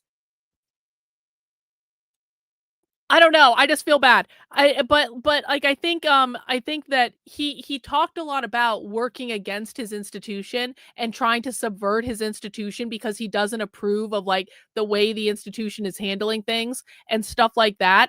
And it's kind of I'm sorry, but it's not my fault that you're not doing your job, I guess. And that also means that this can be taken away from us at any time. Somebody can come and shut my door and shut me down. It also means that because this is my office, it's not accessible at all the times that the library is accessible. So, I even have the door open from 9 till 4 every weekday, whether I'm in the room or not, and people can come and browse and share. And we get classes going through there. But now suddenly, like I say, this has gone from something just within the last year that was seemed like a crazy, wild idea that I was doing to something that, now at least my area of the institution seems to want to have some ownership of, and they want to be a part of it. And I'm trying real hard to make this be something that is in the institution, but not of the institution. And so that's something I'm hoping some of us can talk about today. I know there's a lot of us here who do catalog zines and have very official context for this, but again, in my area, this is all about grassroots organizing, basically. We've had community members come by and drop off their zines. We've had people solicit submissions for zines, which we've then collected in the room. I just want to pivot for a second and say, so, part of my work in the last couple of years is being the cataloging and discovery librarian as we work in the Alma Primo environment, in the sort of the Clarivate evil empire. And what I've learned is that we don't have a lot of control in that environment to exercise what I would say are our library values for open access, for scholarship, for scholarly. Open access, you say? Librarianship values are open access? Huh. I could have been fooled by that based on all the librarians who are trying to take down my stuff right now. They can't access their Isn't it how funny how quickly the librarians become actual fascists? Like if you take away their ability to control what you say, it's like they instantly become fascists and they want to take away our open access to information. Learned is that we don't have a lot of control in that environment to exercise what I would say are our library values for open access, for scholarship, for scholarly communication. We're basically franchises for these vendors at this point. And I've been very frustrated and tired of banging my head against the wall to get Me too, alternative Mike. classification schemes enabled within our consortia, within our vendor environment, with trying to deal with all the garbage that's dumped into the CDI records in Primo. We have undergraduate students who have found scam journals in there, and yet we're teaching information literacy instruction classes of, well, you just check this box for peer reviewed and you've got an authoritative source. We know that that's just not true anymore. So the zine room is not going to change that. We still need databases. We still need peer-reviewed sources, but it's been a place for me, at least for my own personal mental health and for professional burnout, to have an antidote to these structures that we have to work with it, to say this is a people-powered room. It's something that exists because individuals choose to share information and they choose to come and be a little bit vulnerable here and share with each other. So I'm not saying this as a success story. I mean, I'm frankly kind of exhausted by it. The attacks keep coming on our universities, and some days it feels like we're just holding the line. But having this community, having these zines, having this room has given me some way to act, to connect with other creators and communities who are doing similar work, and to open space for conversations that are increasingly difficult to have in formal academic settings. So I'm really interested in focusing on zines, not just as artifacts, but as active tools for change in our current environment. So that's a lot about me. I just wanted to give some perspective about that. I think Liz and I are going to co-facilitate today's discussion. The goal is not to perform resilience or to pretend we have all the answers. Resilience. The goal, I think, today is to create a space where we can be honest about what we're facing and actually working through the tactics we use, the small wins, and the ways we're trying to keep this stuff alive. So maybe we can find a way forward through commiserating a bit. Maybe we just need to know we're not alone in this. Maybe something that someone shares sparks an idea for the rest of us. I know that's happened to me throughout the other sessions today, and it's felt great to be in community with you all so far and to be sharing all this work. So the fact we're here having this conversation and sharing our strategies, to me, that itself is proof of resistance. So let's do that together. And Liz, do you need to set up any ground rules to open us up, or did we do that at the start of the session? Can we just start chatting? We've mostly done that. I'll just say, logistically, I will probably have a period where there's like a 5-minute bio break, because this session does run longer than an hour, I believe. Let me double check my schedule. Yes. So we will have a 5. Hey, two ladies, thanks for the super chat. Karlyn, I don't know. I still think he would ship us off to re-education camps or gulags. I mean, maybe, but it's just like, I don't know. I get the sense about him that he's like kind of harmless, to be honest. And I don't know. I sometimes have mixed feelings about the whole situation, but I do appreciate the super chat. Anyway, guys, just in case you just joined, we are watching a full presentation from the Zine Librarians Unconference about zine librarians at universities and public libraries operating in hostile political climates. This is the full presentation as it happened at the conference. And I'm doing this because the zine librarians keep accusing me of taking clips out of context. And so this is not a clip. This is a full 90-minute as it happened presentation. and we're watching it and we're talking about it. So let us know what you think about it in the chat.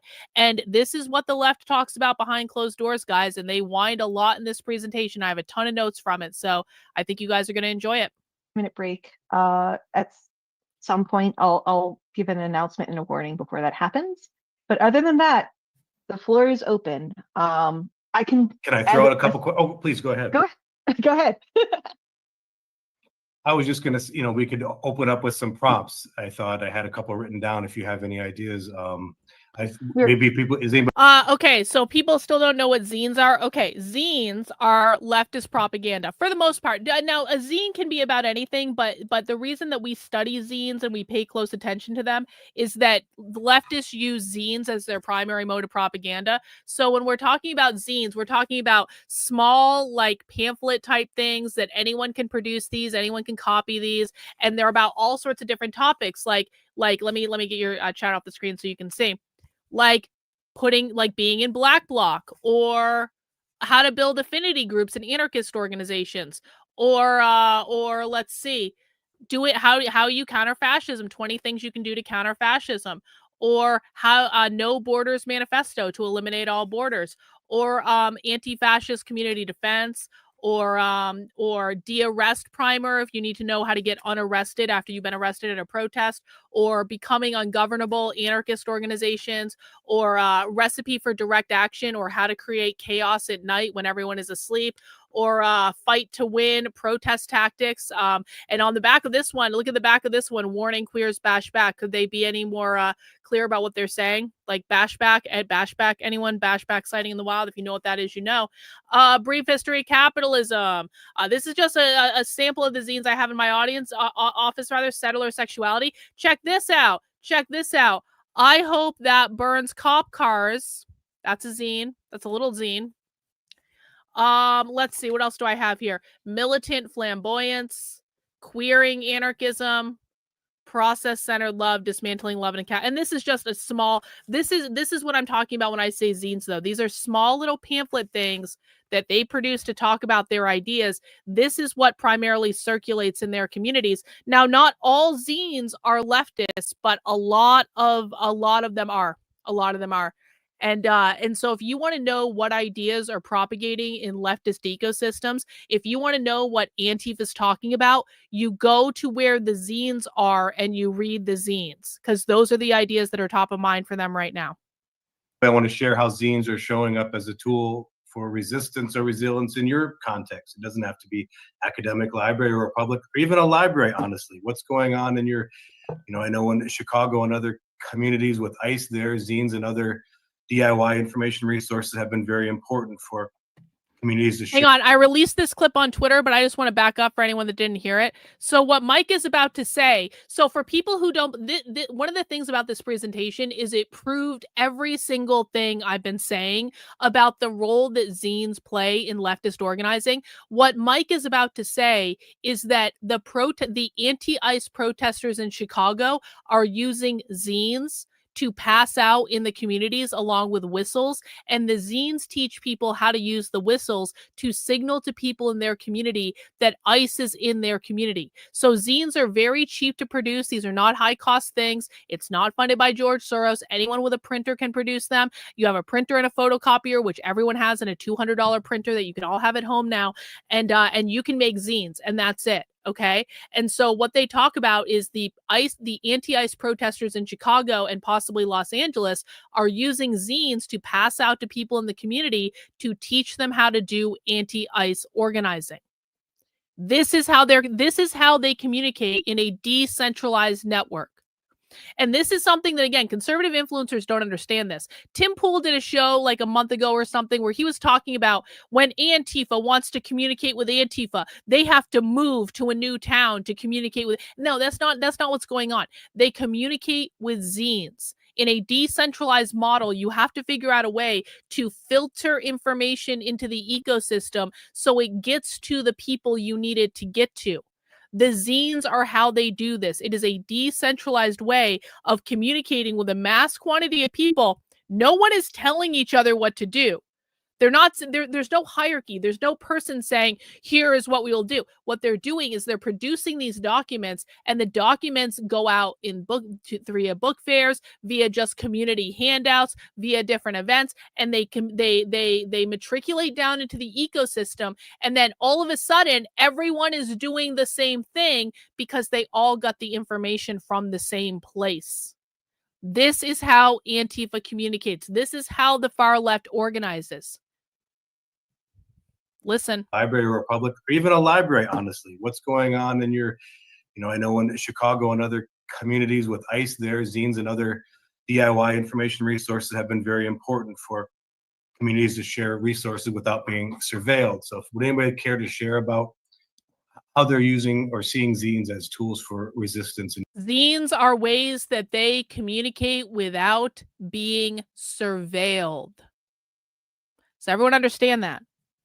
You cannot monitor a little brochure that's been printed out on a home printer. This one doesn't even have a staple in it, okay? This is literally just, they're printing them out on their home printers. They're folding them into a little book. This one has a colorful piece of paper on it, and then they hand it out in their community. This is how they communicate without being monitored, except if we get access to the zines and we know the shit they're handing out, we are surveilling them.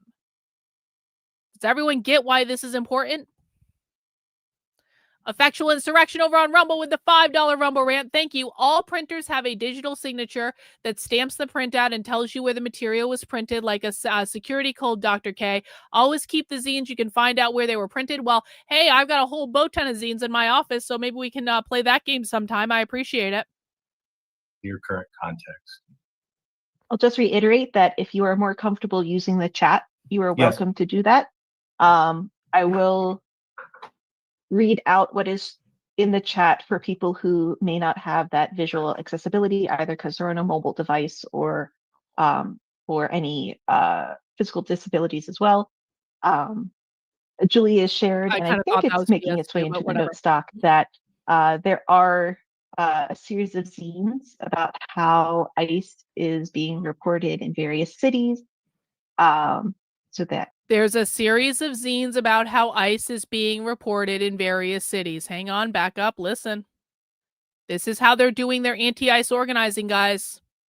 There are a series of zines about how ICE is being reported in various cities.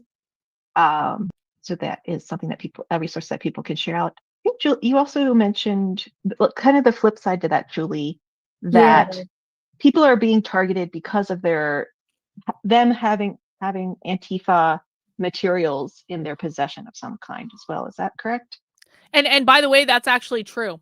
The Trump administration has kind of figured out, probably because someone is actually listening to me, the Trump administration has kind of started to figure out that zines mean Antifa materials, and they have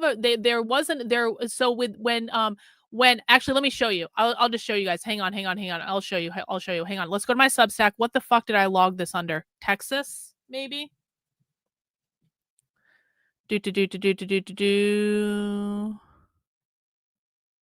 Hang on. Reading. No, that's not what I wanted to show you. That's not what I wanted. Hang on. Not that. Here it is. Boom. Okay. This is, do you guys remember when Antifa shot up the ICE facility in Texas? Okay. When Antifa shot up the ICE facility in Texas, they had literal zines in their car. So you can see here, these are zines. This is a picture that was taken from the car of the anarchists who shot up the ICE facility in Texas. And so we can actually go through, and I actually have some of these zines. I had read some of these zines, and we figured out at least a couple of the zines that they were reading, and we did a whole analysis of them so that you guys can know what type of ideas are circulating in the ecosystem. I'll put this in the chat so you guys can see it if you want. But my point here is this. So because these Antifa had the zines in their car when they shot up the ICE facility in Texas, the Trump administration has kind of started to figure out that these types of things are Antifa materials. And so that's what they're talking about when the librarians are saying people are being targeted for having Antifa materials. That's what they're talking about.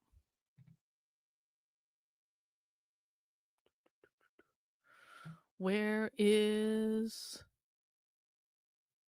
the file go? Hang on. Uh-oh. Did I just accidentally? Oh, no, here it is. No, that's not it. Where did my video go? Oh, I'm in the wrong thing. I'm in the wrong browser. Hang on. Hang on. Stand by, guys. I am a professional. As you know, I am a Actually, I may have accidentally shut the fucking video. I may have accidentally shut the video. Okay, hang on. I can get the video back. Put it up. Okay. We just gotta find where we were. Can anyone rewind real quick and tell me where we left off on? Like what minute we left off on, because I just deleted the video accidentally out of my browser. My bad. My bad. Can anyone help me out and tell me what minute we left off of? Can you guys go back and see? Can someone go in the chat and just rewind the video and see?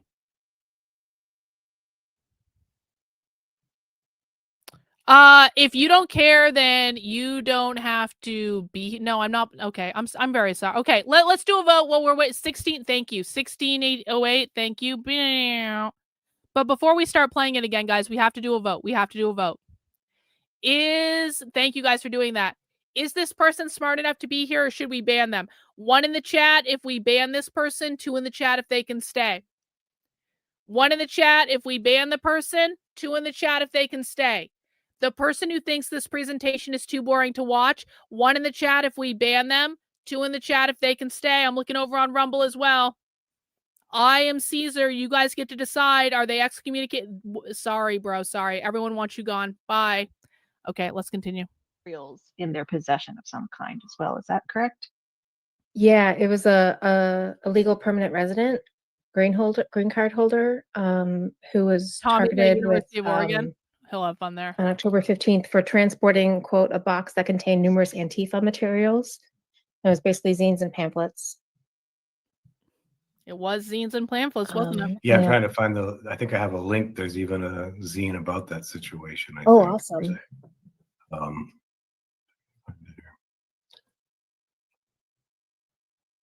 Anybody else feel like they're seeing these types of things come up more frequently in your context?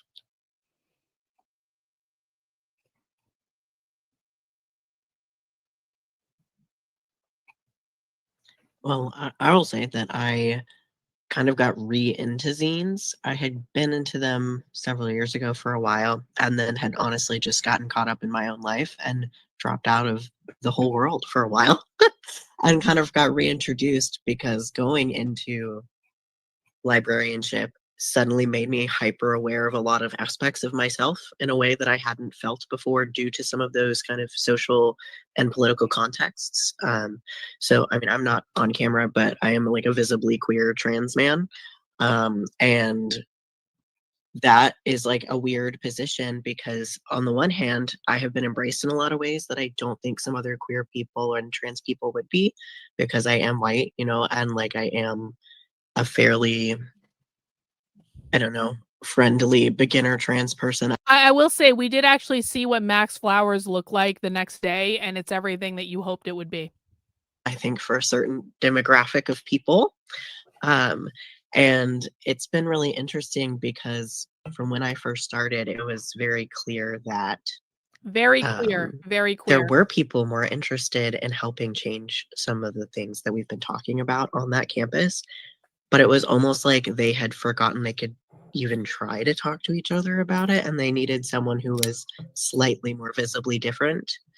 And so there has been this technical advantage of that to my position, kind of like you were saying about kind of using your own privilege to play in that ambiguous space with my position as well.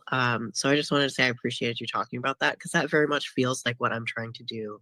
And it is something I've seen a lot more kind of positive embracing of than I would have even expected. And so it's like, it also helps to show when you're kind of on the right path, when you do start connecting with the other people doing kind of work in that same space. So I appreciate you guys being here and sharing what you guys are doing too.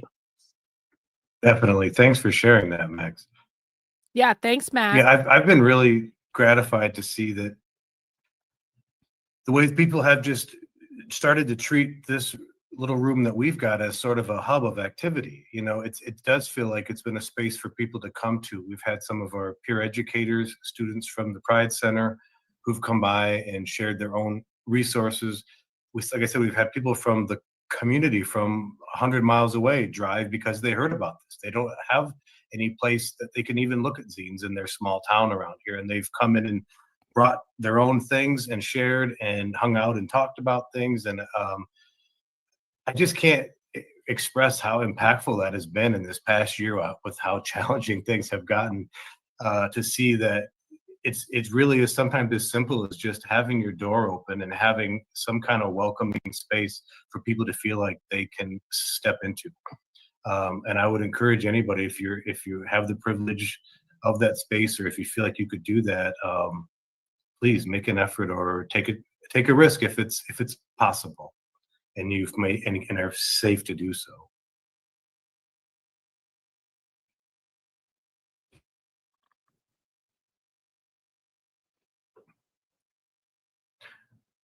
Or is anybody out there experiencing, maybe you don't feel comfortable, or experiencing problems where you have, maybe you feel like it's too risky, or can we identify some of the risks that we're talking about? Is it just, oh, I might lose my job, I might lose my funding, I might lose respect of my colleagues? What are we dealing with, and what are some ways to circumvent some of these issues?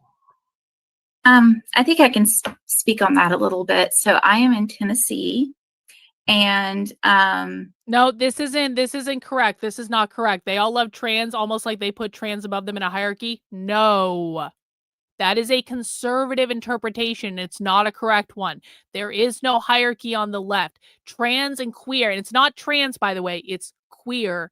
Queer is a far left political ideology in which they want to abolish gender. It's not about trans, it's about queer. Trans means transition from one gender to the other. It is a different problem.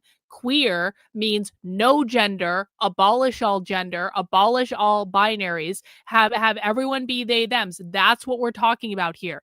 There is no hierarchy on the left. Queer is anti-hierarchy. So yeah, trans reinforces the binary, it reinforces gender. Queer subverts gender. Well, we don't care about your conservative jokes here. It's not funny. When you're misinforming people because you don't understand what you're talking about, it's not funny. We take this stuff seriously. No owning the fucking libs. I am so sick of people owning the libs and thinking they're being smart. You're actually misinforming people when you do it. I have several professors very invested. We don't have a formal zine collection at the library. I'm at a community college, and community college. I have a couple of professors in English and psychology, and we go and do zine projects, and they want me to talk about what makes a zine. Actually, I want to show you guys this. So we know this person is at a community college. We know this person because she said it later in the presentation. We know this person is in Tennessee. If only I had a map. If only I had a map of all of the zine librarians that were at this conference. Oh, wait, I do. The zine librarians tried to shut down access to this, but I still have it because it was open in my browser at the time, and I haven't yet reloaded the browser. Hang on. So wouldn't it be fun if I had a map and I could figure out who that person in Tennessee is because I still have access to the map that they tried to take away my access to? Let's go into Tennessee, shall we? Because there's only one zine librarian in Tennessee on this map. Oh, it's Amanda. Amanda, Chattanooga State Community College in Chattanooga, Tennessee. That's who we're listening to right now. And we can see all the other ones, too, for people who didn't see this the other day. We can see the person who works at James Madison University. We can see the person who works at William and Mary University. We can see Mike there, Mike in Wisconsin. We got him. There's Elizabeth in Wisconsin as well. Let's see. What else do we have? Georgia. No, Jacksonville. I'm sorry, Jacksonville. We've got Baton Rouge, Louisiana. We have Houston. We have Austin. We have Fort Worth. We have University of Texas at Dallas. We have Santa Fe, New Mexico. We have Salt Lake City, Utah. We got Salt Lake City Public Library in Utah. We got all sorts of people all over the country. It kind of seems like they're in some red states too, doesn't it? People in Michigan, Grand Rapids, Michigan, Kent District Library. Let's see, Evansville, Indiana. Yup. Oklahoma. University of Oklahoma, Tulsa. I'm just saying. This is not just in blue states. Back over here. So the woman who's talking right now works at Chattanooga State Community College. But also kind of the history behind it. Well, in Tennessee, Tim, did you mistake me correcting you with a desire to debate you? Did you I think you've made a mistake. I think you've made a mistake. I don't care what you think. Your job right now is to listen to what's going on because you do not understand the left yet. So while I appreciate you being here and I appreciate you being a member of the channel, we need to be very, very clear about this. I'm not offering to debate you. You are not on my level. What I need you to do is sit down, open your ears, and listen to what's going on. You are not debating me right now. You are listening to what is going on. Let's back up a little. College, and I have a couple professors in English and psychology, and we go and do zine projects, and they want me to talk about what makes a zine, but also kind of the history behind it. Well, in Tennessee, we have this divisive concepts bill. Hang on. Before we talk about the Tennessee divisive concepts bill, we have a Rumble rant from Effectual Insurrection. Why shouldn't you groom kids to be commies and leftist crazies? I don't know. Maybe because it's a public university or a public library. For fuck's sake, we don't want our tax dollars to ruin our country. Deport to retardia. Yep, I think that is the correct sentiment. Thank you. Recently, all our faculty had to take words like diversity completely out of their syllabi. And I am like really hovering over the edge of what I can cover and like what examples I can give. I keep going to like riot girls and punk music, but I feel like I'm ignoring a lot of like really the things I want to talk about. So then I deal with like feeling inauthentic and kind of like, I don't know, siloed. I feel like I'm very like, whenever I go to conferences like this and I see all the cool things people are doing about like zines on abortion or resisting ICE, and I'm like, I feel so locked down. It's really. I see people doing cool things like zines about abortion or zines about resisting ICE. And I just feel so locked down because I can't do those at Chattanooga State Community College because of the divisive concepts bill in Tennessee. And it's so frustrating for me as a leftist librarian to see you guys making cool zines about your abortions and cool zines about resisting ICE because I can't do that in Tennessee and it makes me very, very upset. She said, listen again. Authentic and kind of like, I don't know, siloed. I feel like I'm very like, whenever I go to conferences like this and I see all the cool things people are doing about like zines on abortion or resisting ICE, and I'm like, I feel so locked down. It's really demoralizing. I hear that, Amanda. Yeah. I hear that. No, I hear that 100%. Solidarity, comrade. Yeah, I don't know what I could offer. Having this little cart of free zines has been interesting. At our school, you have to get verification or authorization to have a cork board because who knows what somebody will stick up on the cork board. So, I've tried to get around that by just having a cart out in front of my office, and some of the things that you talk about, people leave out there, or I leave things out there, and who knows who left them there or how they got there, or who, if somebody takes them. And that's been a way to just, I guess, try to avoid these, you can't even put up a doggone cork boards. What is for people to share information with each other? So, gosh, thanks for sharing that.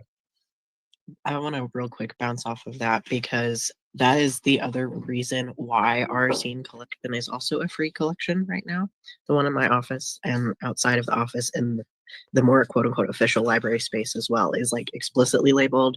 It's just like a free take one, leave one.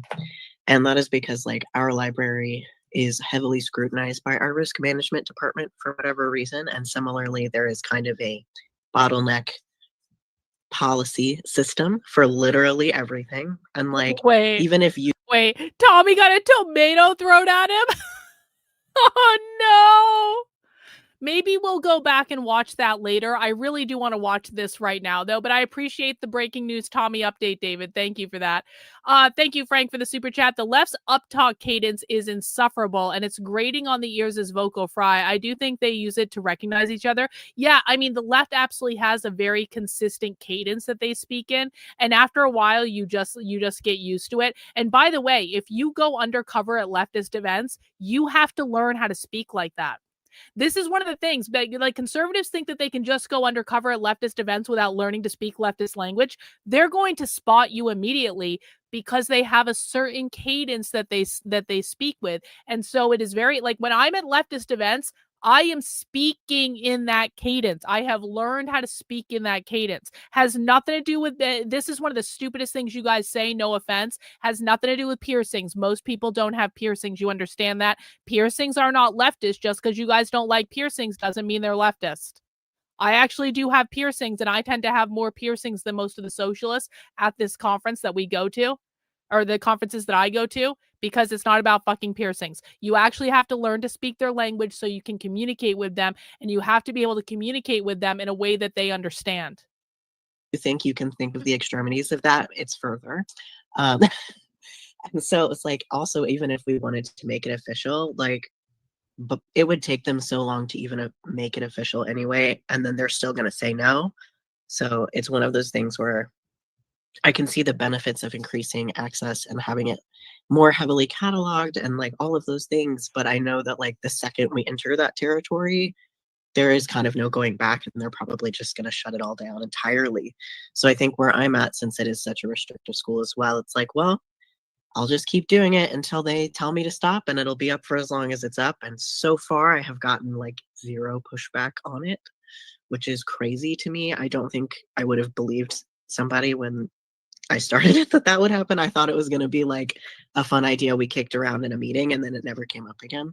So I do think some of it is for people who feel like they have kind of an inch, use up that full inch, because even that adds up over time if a bunch of people start doing that. Yes, thanks for that, Max. And again, I think maybe I mentioned this in a different panel. As I've learned other instructors, tenured professors, I am not at that spot. As they have started to use some of our resources in their class or have their students interact with zines, well, those are more powerful voices than my own across the administration at times too. I'm hoping that if we get challenged or something happens, we'll have a stronger voice in refuting that. We'll see what happens, you know. But again, building that solidarity or trying to organize people across the departments, get out of the silos of our closed offices or our areas of our, if we happen to be in a university or somewhere, to reach across some of those gaps. I will say, if you are also in a position like me where you are still very nervous about job security, the kind of anxiety side of that I've dealt with has been just kind of keeping a lot of data for the other aspects of my job. Because then it's like... So what you're telling us then is that you're not actually smart enough to be here? I definitely cannot fit my head up my ass enough to actually communicate with the left. Is that what you think I'm doing when I go undercover at events to get this type of information for you guys?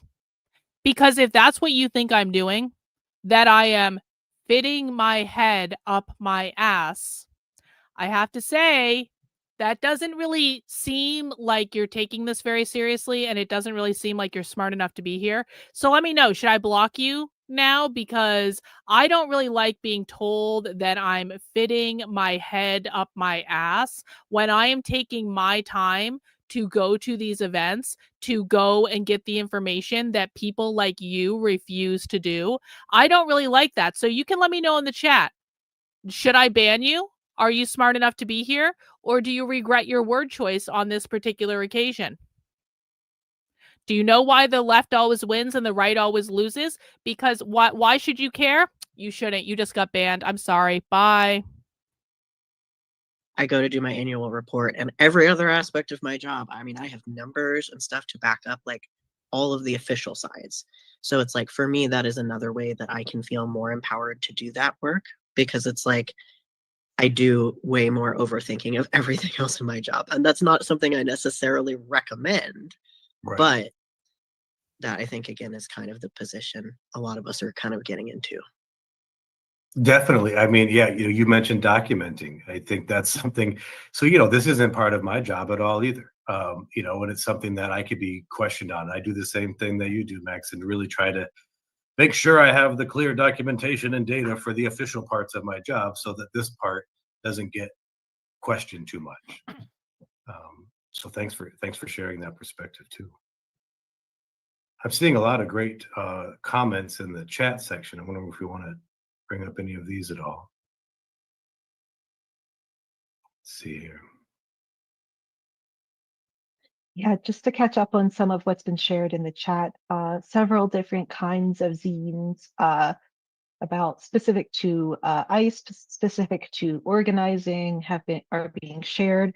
We're figuring out. So I want to emphasize what they're saying here. They're saying the librarians in the chat, and we have all their links and we have all their resources.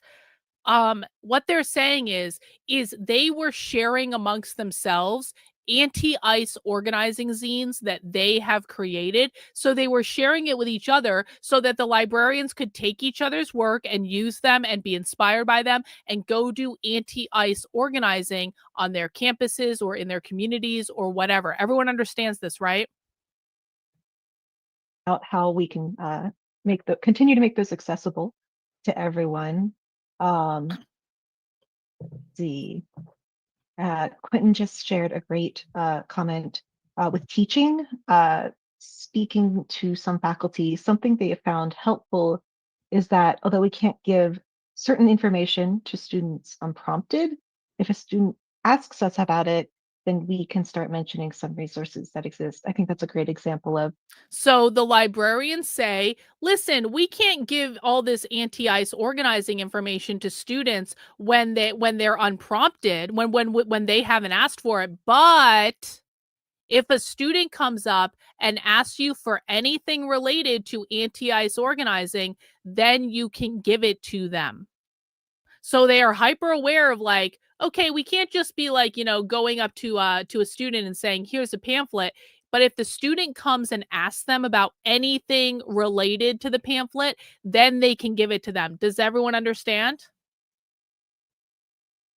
Listen again. Unprompted. If a student asks us about it, then we can start mentioning some resources that exist. I think that's a great example of using the Socratic method and maybe rhetorical questions to our benefit. Oh, so this is actually important. We're gonna go back and listen to this again. So they're basically saying they've already said we can't give students information unless they ask for it. But what they're doing is they're asking the students questions to guide the students to asking them about the anti-ICE information. So they're kind of trying to they're trying to plant the idea in the student's head by saying, and do you think it's fair that people who have been living here for 20 years are getting deported? No, I don't think that that's fair. And do you think it's fair that people are being deported or being taken away from their families? No, I don't think that's fair. Do you think it's fair that the government and the Trump fascist administration is doing that? No, I don't think that's fair. Don't you think people should be doing something about that? Yes, I do. What do you think people should be doing about that? I don't know. Why don't you ask a question? What do people do about that? Oh, what do you think people should be doing about that? Oh, here's a brochure. That's what's going on. About specific to ICE, specific to organizing, are being shared. We're figuring out how we can continue to make those accessible to everyone. Quentin just shared a great comment with teaching, speaking to some faculty. Something they have found helpful is that although we can't give certain information to students unprompted, if a student asks us about it, then we can start mentioning some resources that exist. I think that's a great example of using the Socratic method to and maybe rhetorical questions to our benefit to kind of start that dialogue. Let's see, we have another comment. As an official librarian at a university, I can purchase and support zines and artist books, but I'm flagged as the quote unquote zine librarian for students. So they come for asking them for advice, and they've asked about resources for parallel working groups about fighting off the far right and fascism.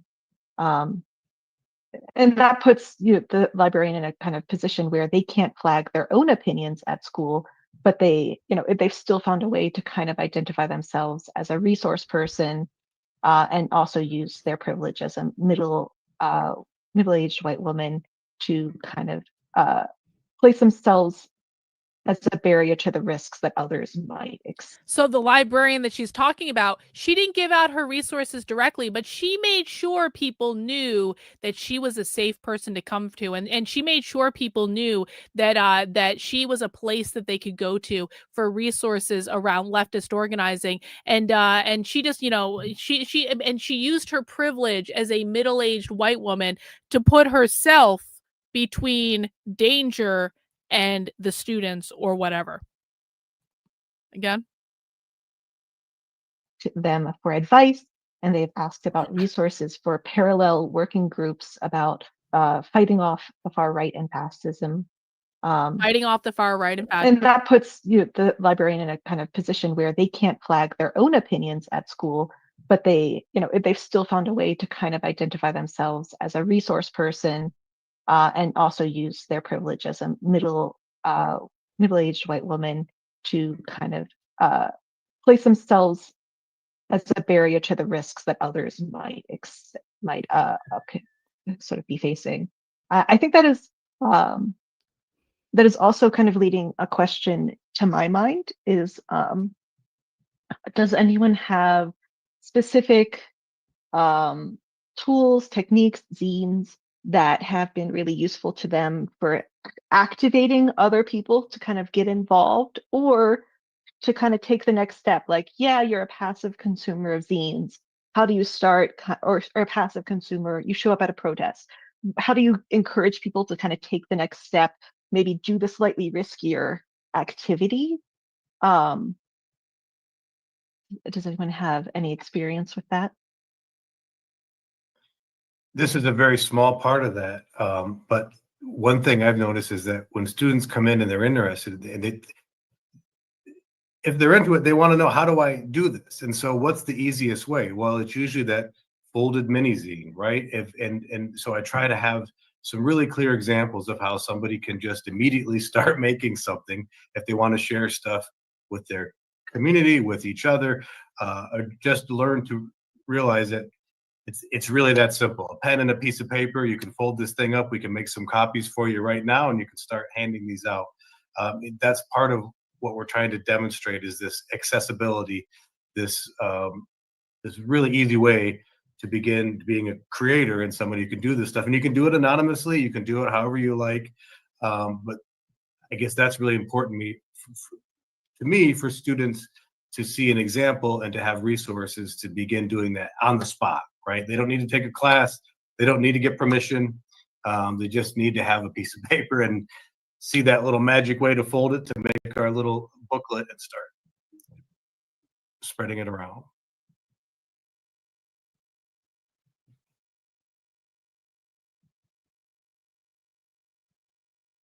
I see the comment in the chat about, yes, use the copy machine if you have access.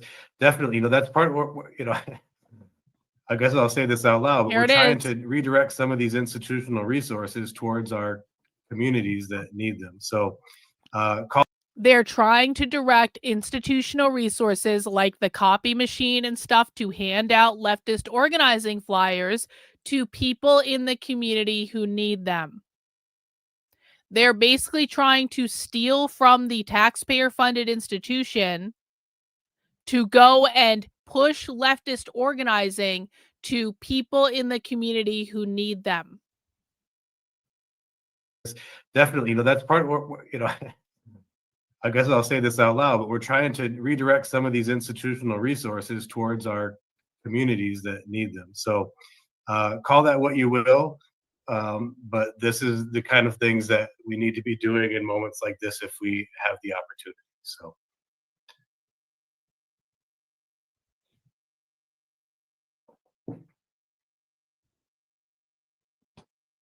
I look very smug right there.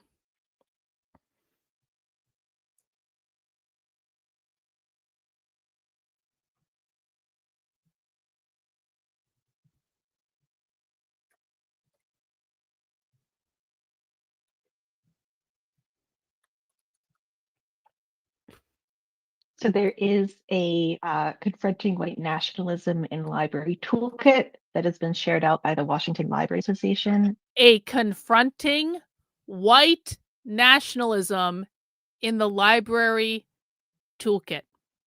I have the link for that. Let me see if I can find it real quick. Hang on.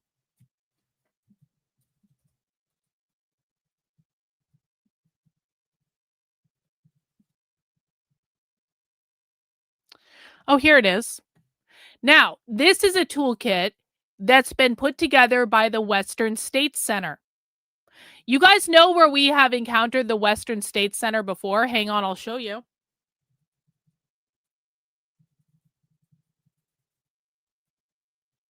I will show you where we found the Western States Center before.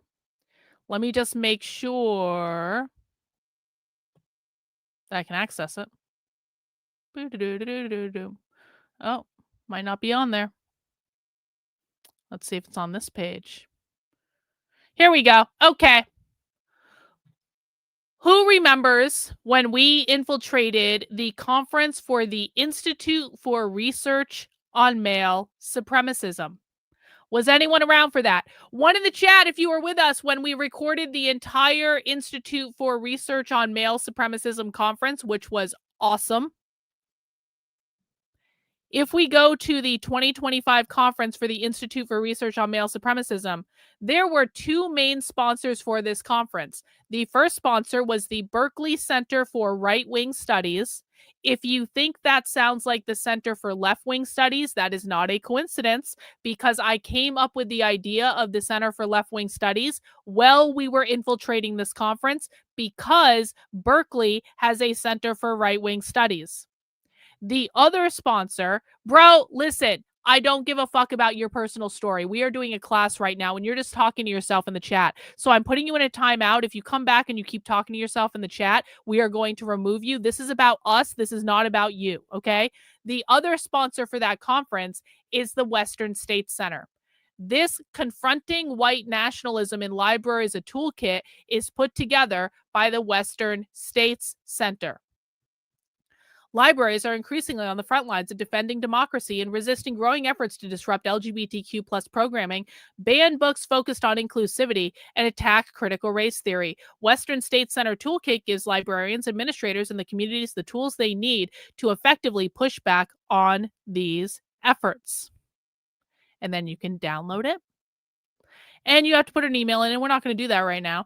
But if you guys want to download it, and I would recommend using a fake email address for this, not fake as in it's not something you have access to, but fake as in like it's not on your real name or anything. If you guys want to download it, you can. But that's what they're talking about right now in this presentation. Really excited to kind of look at some of those resources as well.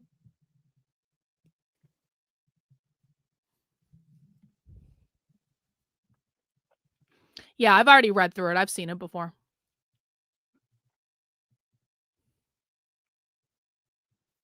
Something that I'm a bit curious about. I work in technical services. I don't have any faculty things going on. I'm not really a very front-facing person. Most of the stuff that I've been doing is like with subject remediation. Our official projects have stopped. I'm doing things quietly, let's say. And I wasn't sure when it comes to like the ways in which people who aren't exactly on the front lines what might be helpful for people, something that we're doing on the back end that might be helpful to people who are doing the work on the front end, if that makes sense.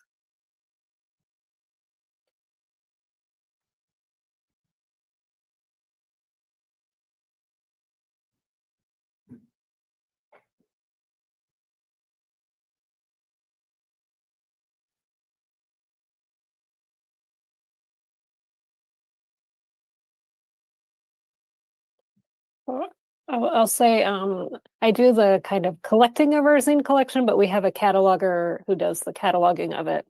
And I tend to spend a lot of time for the zines I've collected trying to look up like how the creator has described the zine, etc. And while that might not fit into the official like schema of what they should be putting into the catalog record, I try to get our cataloger to put it into the notes fields or the description fields, the ones that we have a little bit more flexibility of what information we put in there, so that even if there's not a subject heading that's exactly what we would like it to be, we can use the creator's own words in describing their work or describing the content as much as possible. I don't, and again, I'm not sure because I'm not on part of the zine cataloging project that's been happening here. So maybe that's something that other people are doing, but I've been very specific with our cataloger about like, please put in the information. By the way, guys, Cynthia in with the gifted channel memberships. Cynthia in with the gifted channel memberships. Congratulations. Congratulations to everyone who got a gifted channel membership. Thank you, Cynthia, for your ongoing support. We really do appreciate you. Guys, you ready? Are you ready? Breaking news. Breaking news update from the Discord of the Librarians. Hello, Marcy. The Librarians are watching us, guys. The Librarians are watching us right now. Marcy has informed the Librarians in the Discord that we are talking about them and watching them today. 2 ladies in with the 5 gifted channel memberships. Congratulations to everyone who got a channel membership from 2 ladies. Thank you. So the zine Librarians are watching us right now. Where did she get that? Where did she get? Oh! Do you know where Marcy got this? This is fascinating. Do you know where Marcy got this from? Marcy has subscribed to my Substack. Do you know where this screenshot comes from? This is from the Decode the Left Substack, which means Marcy is trying to spy on me. Marcy has secretly subscribed to my Substack. Now, Marcy, here's the thing. If you're not paying me money, you're not actually going to get access to anything. And so I know you think you're being super smart and sneaky right now, but I know where you got the screenshot from. And you are not actually going to get access to anything because everything I do is behind a paywall. And the minute that you guys try to sign up and pay for something, I'm going to see what your credit card says about your name. And we're going to be able to get that taken care of right quick. But I mean, Marcy, if you want to give me money, like that would be totally fine. If you really want to figure out what I'm doing, girl. But you're not going to be able to get me on anything unless you pay me money. And but great to have you here, Marcy. Great. Marcy, unlike you guys, I'm not actually afraid if you guys are subscribed to my Substack. So if you want to be subscribed to my Substack to see all the stuff I'm saying about you and everything else, we welcome you, Marcy. We are not afraid of you like you guys are afraid of me. And then Miracat says down here, she's giving Ayn Rand. I can't even pronounce Ayn Rand right now. She's giving I read Ayn Rand once, and now I have smart opinions energy. So Miracat is watching too. Hi, Miracat. It's very nice to have you here. We're really glad that you guys are watching and paying attention to me. And just know that, again, I have all of your stuff, and I know all your names, and I know all your workplaces. And I'm in your Discord, and there ain't shit you guys can do about it. And so please keep shit talking me in your Discord. Please keep doing that. Please keep it's fascinating. We love it. And we welcome you guys to the chat. And if you want to defend yourselves in the chat, I won't even ban you. If you guys want to identify yourselves in the chat, and maybe there was one of those trolls I banned earlier today. But thank you guys for watching the stream here today, and we're really glad that you guys are crying for us on the internet. It's awesome. We are inside. Yeah, Marcy. We are inside you, Marcy. We have access to all of your resources, Marcy. We have, just so you guys know, in case you guys missed it, Marcy. We have your map, Marcy. Just because you guys made it password protected doesn't mean we don't have it. I wonder, can we find James? $50 for the fascist fund.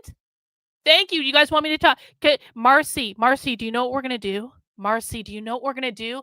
We're all going to go to your libraries. We're going to go to all of these libraries that you guys have put on this here map. I wonder if we can find Marcy on here. All of these libraries, Marcy, that you guys have put on this here map, we're going to go to all these libraries. And then do you know what we're going to do, Marcy? Then do you know what we're going to do? We're going to check out all of your queer books, and we're going to take them all, and we're going to make a bonfire, because we love bonfires. Don't you guys love bonfires? We love bonfires here. Oh, Liz is at the University of Colorado. Oh, University of Colorado. Isn't that funny? Isn't that funny? But where's Marcy at? I wonder if we can find her on this map.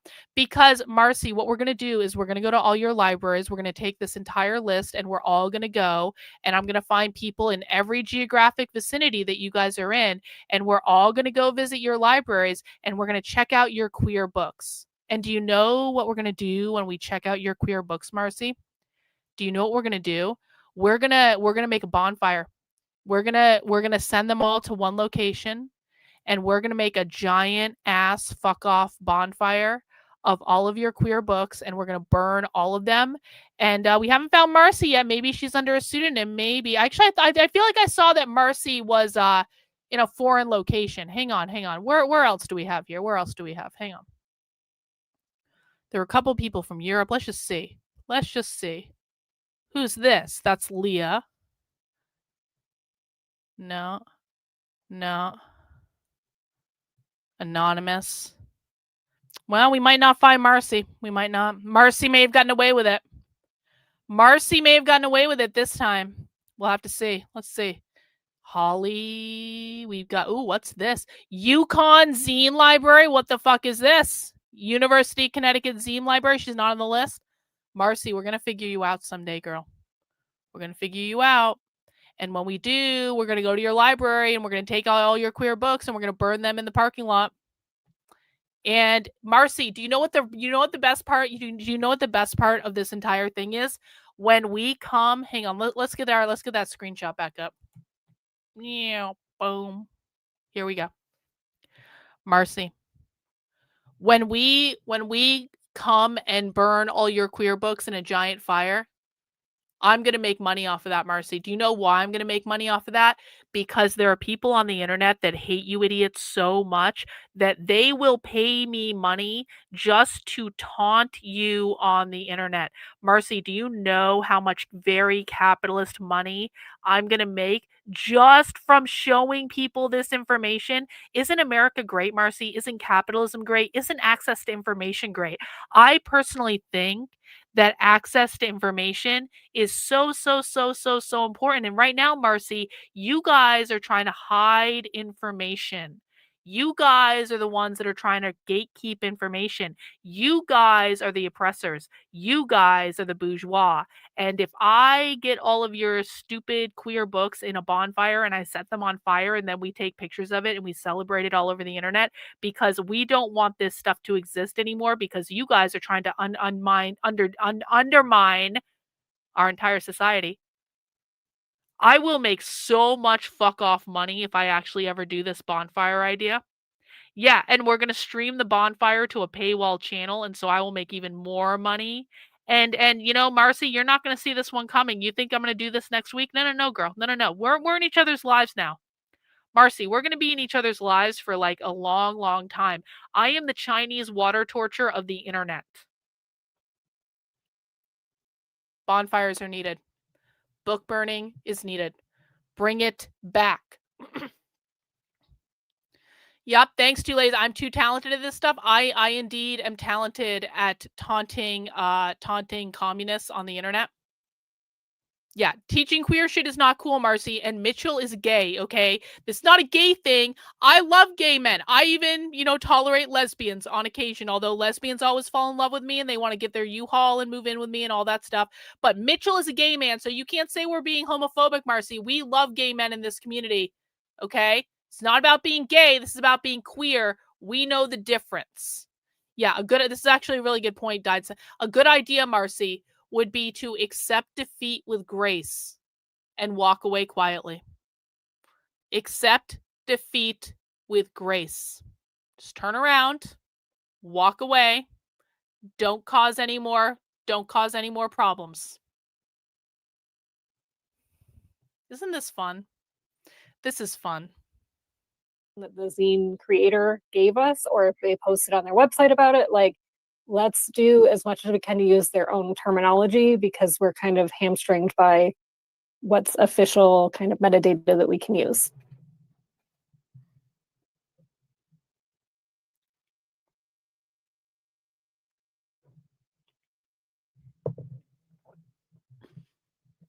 Marcy had to give me, hang on, something just occurred to me. Marcy had to give me her email address to sign up for my Substack. I wonder if I can use Marcy's email address to reverse engineer where Marcy works. I'm going to work on that. I'm going to work on that real hard.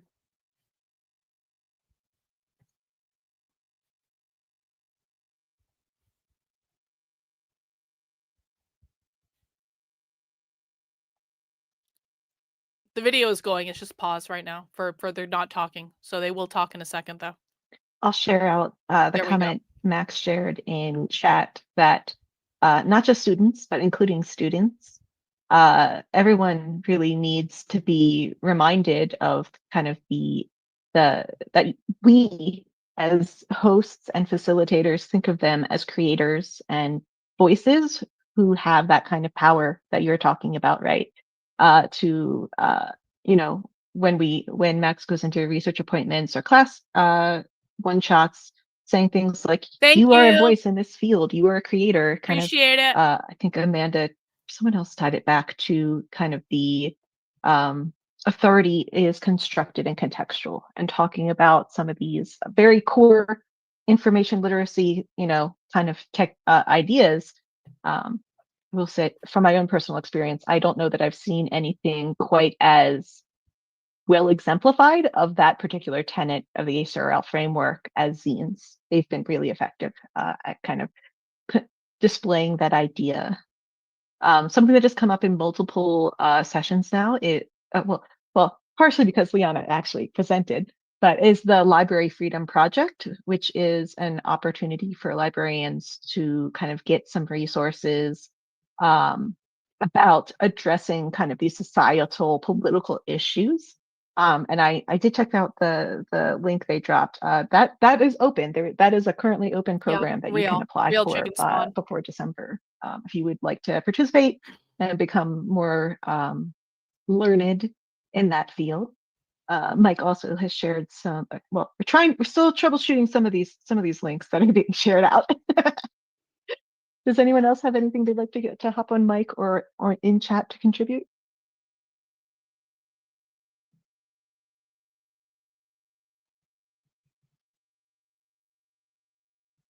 Hey there. I guess I would just say I'm Cynthia. I run Zine Club Chicago here in Chicago for the past 7 years. Oh, this is, by the way, not to be confused with the good Cynthia that's been gifting everyone channel memberships lately. Just because she has the same name, don't get it twisted. Cynthia in the chat is awesome. Cynthia in Chicago is using zines to organize anti-ICE activities. Listen. And I don't have a library background. I'm a social worker and bookstore worker. And I think, first of all, the thing we've been talking about with making sure people feel empowered, that their voice is important, and them participating. however they can is really important, is really part of our framework. And the thing we're really seeing in the past year in particular, getting people together, that community building aspect, no matter what type of zine project we're doing. We do formal workshops and artist talks, but where we're seeing a lot of community building is our informal zine making activities we do once a month. We did one in January.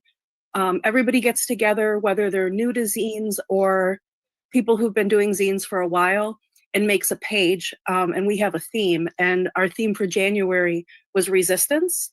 And people made amazing zines, and the zine pages and the zine that came out of it is something we've been using to share with people. But I think what was just as important were the conversations happening at the tables, where people were talking about protests and talking about other zines they knew that they could distribute in the community. And every month when we've been gathering, whether it's people sharing the How to Report ICE zines or telling folks about, there's a big movement here to assemble whistle kits that include a zine that was made by a local collective.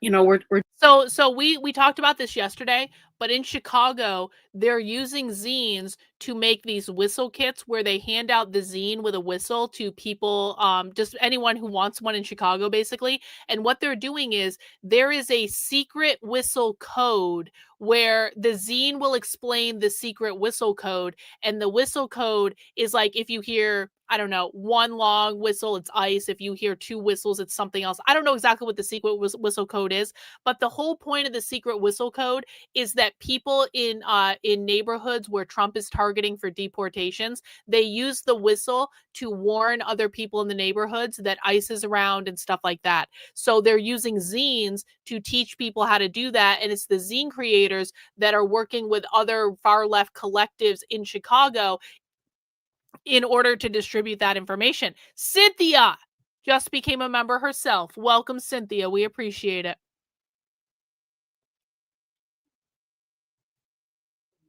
I think it's happening in LA too, but we're trying to distribute whistles throughout communities so people can use them to let their neighbors know that ICE is in the area. And the conversations around other ways of getting involved have been really powerful, and definitely, I think, given people who might not know where to start, especially if they're folks that don't feel like they can be on the front lines of a protest at the ICE facility in the suburbs, for example, other ways that they can get involved.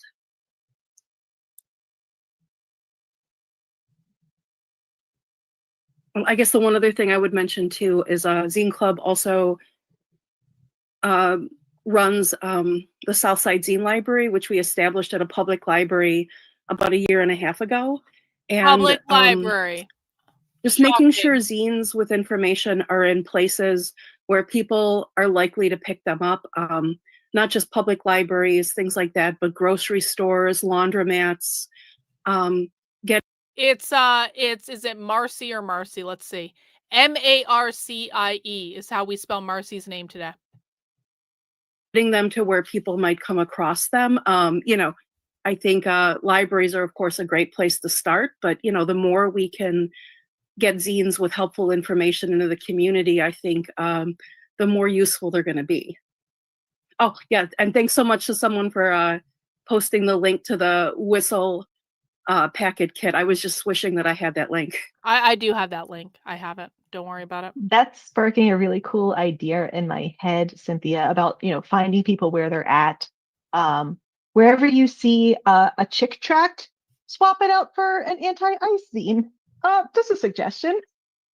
Oh my gosh, I love that idea. Especially if you live in areas where you see a lot of chick tracts. I don't know what that is. I have had the same thought and done this. I wanted to also add, I mean, maybe this is just kind of repeating what Cynthia's saying, but hearing your story. Hey, Cynthia in with the super chat. Guys, Cynthia is putting all of you to shame. With the possible exception of James. Cynthia is putting all, and Biotechnic's doing a lot too. Cynthia is putting you all to shame with the super chats. Also, Two Ladies is just a very consistent supporter. I feel like I'm gonna leave people off the list that support my work now, but Cynthia has gone the extra mile recently, and she deserves special recognition. Send queer librarians to the CCP fund. Yeah, I think that's a really good idea. Let's send all the queer librarians to China. Amanda, like I'm in South Carolina, and right now we are okay. But I think that one important thing to do is put at least as much time, maybe twice as much time as you do into like your work, your zine work at work as you. Fucking hell. Sorry to cough into the microphone. Sometimes it just gets me. Chick Trag. God damn it. I hate being sick. I fucking hate this head cold. I'm so sick of coughing at random. This sucks. This has been going on for weeks now. Sorry to have an emotional outburst. All right. Chick tracts are Christian handouts. So the zine librarians, who are definitely not leftist organizers, are suggesting replacing Christian handouts with anti-ICE zines. Yep. Okay. That tracks. Thank you. Do in the community, because then you have a place that you can direct folks. I should wear a and say like, right. Don't say like, you can find my zines here, but like you can find more zines here that are maybe more diverse and more things you feel like people need to see. Also, yeah, just doing more stuff in the community, not at work, can definitely help the inner turmoil and frustration. Yeah, that's definitely something a few folks in again. Chattanooga, we've been talking about doing some sort of zine collective. Like we have a collection. There's a collection in our public library, but we've kind of recognized, like, if we're doing some of the kind of zines we want to do, that we need to take that completely out of, like, away from our public library and academic library and do something fully on our own. To kind of have, if we want to do the zines that we want to do, we have to go and do those on our own, because they're talking about making a bunch of leftist organizing bullshit. Have that outlet and share that information, but not have it, you know, in a place that is largely police. We have an extremely active Moms for Liberty chapter that causes a ruckus. So I'm like, some of the stuff, while it's still, I think, you know, very much in core with my beliefs as a librarian, it's like, got to take that out of my job. And because I know some of you librarians are listening right now, even though you're never going to admit that you're listening, you guys should know that A, I did not vote for Donald Trump because I'm way more, Donald Trump is way too far left for me. I didn't vote for him in the first place. B, librarians, would it interest you to know that we hate the Moms for Liberty? Would it interest you guys to know that we have actually been against the Moms for Liberty since 2021 when they started their book banning bullshit? Because you guys might think that we are just like, you know, normal MAGA people. No, librarians. No, Marcy. No, guys. No, we are not normal. Like, we are not MAGA retards. Okay. We were never on board with the book banning bullshit. We've been calling out the Moms for Liberty probably longer than you guys have. And we are against you guys, not because we agree with all that conservative nonsense. We actually think that we should just be burning the books, though. It's not enough. It's not enough just to ban genderqueer, okay? Let's just be honest about it. Genderqueer is one fucking book. It's such a ridiculous waste of millions of dollars of resources. We just want to burn all your shit. We want all the books burned, not like every single book in the library, but I mean every single one of those gender studies books, every single fucking queer studies book, every single book about critical race theory. We don't want to go through the arduous process that you guys want us to go through, where we're banning them one by one, and when we're banning them, like, you're replacing them with 5 more exactly. We just want to go and burn all your shit. So I really want you to understand that the Moms for Liberty are too far left for us. We don't like them. We think they're a bunch of idiot conservatives who are just grifting on the whole thing, and we want to go much, much, much further. I just want to make sure everyone understands what we're talking about here.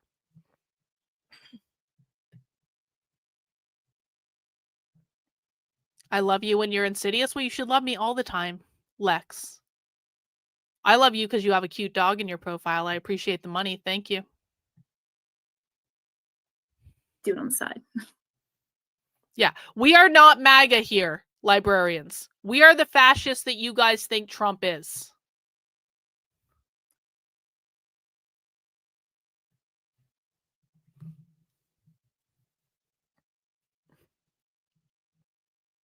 I also wanted to say, for the person that asked, what can I do on like the back end to help folks on the front end? Hype us up to everyone else in the organization. Like, talk about how like greater response we're getting all the time. Like, it makes such a difference, because like we can only toot our own horns so much, and then people are like not listening. And oftentimes people in the back have better relationships also with folks upstairs. And so, and any way you can help our like just interpersonal relationships with folks upstairs makes a huge difference when it comes to keeping things going and making things bigger.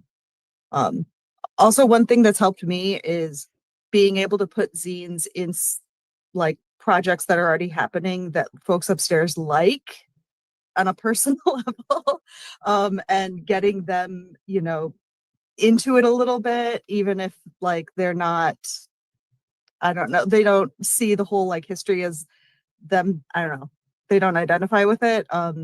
Getting them like, I don't know, into a place where they're like playing around with it makes it like less weird and punkish. I don't know. Punkish. I just wanted to add that.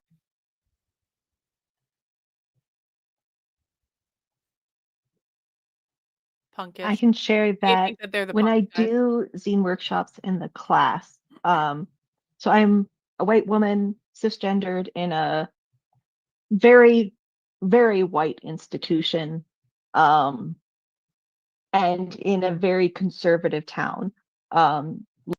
Okay, this is Liz Brown. Isn't Liz at the University of California? Isn't Liz at the fucking University of Colorado Boulder? Where's Liz from? Where's my map? Where did my map go? I'm pretty sure that Liz is in Colorado, which is not conservative at all in any way. Yeah, Liz Brown. Oh, excuse me, Colorado Springs. Colorado Springs. Oh, Liz Brown is near the Air Force Academy. That's why. University of Colorado, Colorado Springs. You think you're in a deeply conservative area when you're at the University of Colorado, Liz? Again, please. So I'm a white woman, cisgendered, in a very, very white institution, and in a very conservative town. Yeah, I don't think any town in Colorado is very conservative. Zipidus, thank you for the super chat. In 5 minutes, this meeting has exposed to me not one, not two, but 3 socialist bookstores in my area within 10 minutes of my home. This is amazing how much this has made me aware. My city is colonized. Yeah, you're welcome. You're welcome. You will never see the world the same way again. I promise you. You are welcome. Thank you for the money.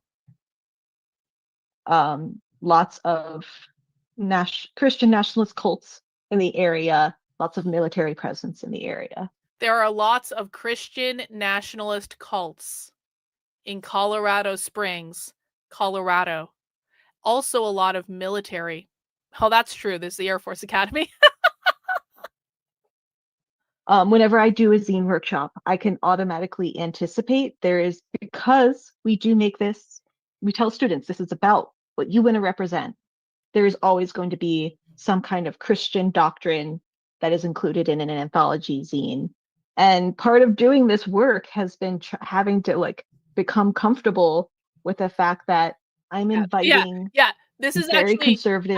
Actually, Amalek is making an important point here. Let me just rewind a little bit on this. Amalek is making an important point. I want everyone to understand. When Liz says Christian cults, she doesn't actually mean Christian cults. When Liz says Christian nationalists, she doesn't actually mean nationalists. She literally just means Christians. That's what she means. She means anyone that's a Christian. So. Because we do make this, we tell students this is about what you want to represent. There is always going to be some kind of Christian doctrine that is included in an anthology zine. And part of doing this work has been having to like become comfortable with the fact that I'm inviting very conservative, very politically, very much on a different political spectrum of me. I'm inviting those people into this space. And so that's one of the questions I've been kind of trying to navigate and figure out, and I don't have any answers for, is like, how do I invite people who don't agree with me in terms of politics into this space? How do I ensure that I'm upholding my expectations? How do I invite people who don't agree with my politics into the library to create zines? They're so perturbed by people who don't agree with their politics that they like literally don't know how to interact with them, and they don't know how to deal with anyone that is not a leftist. This is what I mean when I say the left is a cult. The left is in an insular ecosystem where they only ever talk to other leftists and only ever read other leftist material and only watch leftist media. And all these people probably watch MSNBC or maybe things that are much worse than that, like all the time. And they only listen to each other. They don't listen to people who are not in their cult. They don't even know how to interact with people who are not in their cult. I can go to leftist events and interact with them. I don't agree with them, but like I can interact with them without losing my fucking mind. I know how to talk to them. I know what they believe. I know how to speak their language. I can interact with these people, and if I was faced with a leftist, we would have a perfectly nice conversation, whether or not they know that I agree with them or disagree with them. I've had many conversations with people on the left where they might have some sense that I disagree with them, but it's a perfectly lovely conversation. Or some people that overtly know that I disagree with them, and it's still a perfectly lovely conversation because like I know how to interact with people when I'm not being a raging bitch on the internet. And I understand that that might seem weird, but like it's not hard for me to interact with people who don't agree with me. It is near impossible for these people to interact with people who disagree with them because they never do it. They never do it. They have no idea how it works. Pete says, Focus on the Family's HQ is in Colorado Springs. Oh, that makes sense. And by the way, I don't like Focus on the Family either. I think Focus on the Family is an awful organization. That this is a space for everyone, even the people who disagree with me. Go ahead, Zebra. I'm going to catch up on chat after you're done. Oh, thank you. That brings up a memory from last year at my public library. I hosted a zine workshop for Read Palestine Week. And the program was promoted also with a display my colleague made for Read Palestine Week. And the display was dismantled twice by opposing viewpoints. And at first, well, the security thought maybe not to let them in the room, but management said, yes, let them in the room. The workshop's for everyone. And so they just made sure they wouldn't disrupt the workshop. So they were in the corner staring at us, making zines about free Palestine and peace. And they were also given materials to make zines, and I was. And by the way, librarians, because I know you guys are all listening to me right now. By the way, librarians, if you think I'm a Zionist that supports Israel, you are out of your ever-loving fucking minds. And I just really want the librarians to understand this, because the librarians have this image of me in their head. They think I'm some sort of MAGA supporter. I don't like Israel. I don't support Israel. I think the Trump administration is completely cucked to Israel. And I'm actually more on your guys' side on the Palestine issue than you might think. I'm also, by the way, not necessarily the biggest fan of the police in the world. Not for the same reasons that you guys don't like the police, but I do just want to say that, like, many, not all, there are some Israel supporters in the chat. There are Zionists in the chat, and people are allowed to have a difference of opinion here, and I want everyone to feel welcome. I just want to say that there's not an insignificant amount of us that are basically like, fuck Israel. And so you guys think that we're all on the opposite sides on everything? You are not correct on that. Happy to show them how to make a zine. And it went well. And there was an article about it from a reporter. I'll put it in the chat. Thank you.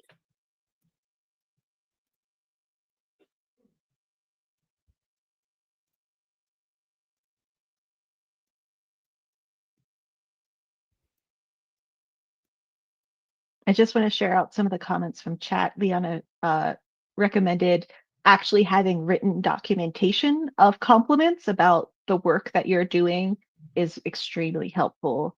We're librarians, we like it in writing. Ziba also shared the print and protest zine tools as activism workshop that she's going to be running. Max calls out that there's a religious section. Amalek would like to date all of the leftist girls, apparently. You guys are gonna love Amalek. Amalek is gonna sweep you guys off your feet. It's gonna be great. It's gonna be great entertainment for us to watch that. Hey, Zipitus with the super chat. Dang, found 2 more just on the outskirts of town, and they just sell their zines out in the open. They don't hide it at all. Correct, they don't hide it at all. Because people like us have never actually paid attention to what they're doing before. It's like, it's amazing what happens when you know where to look for information, doesn't it? Is it like, none of this is a secret. The left does not operate in secret. The problem is the right doesn't understand the left, and so the right doesn't know where to look for information. But the minute that you find out where to look for the information, it becomes incredibly easy to find, and you understand how much shit they've been doing that you never knew about before. I tried dating Nazi girls and it doesn't work out. I can't stand talking to someone that agrees with me. So that's what it is, isn't it? You get turned on by arguing. Okay. In the Teen Queer Pride Camp collaborative zine. Great, and that Not the only man I've ever known that gets turned on by arguing. I really like how you were talking about that. Ultimately, you were trying to kind of include them in the conversation, and how that sometimes can be what diffuses it. I know we had a group of students that did a project about reproductive rights access, and they did this whole series of zines that were very pro-choice, and like, but also beyond that, we're focusing on just like even just the legal precedent at the time. So it's like they were honestly not even super controversial in my personal opinion. They were fairly restrained, but there was a pretty big backlash on campus when they distributed them.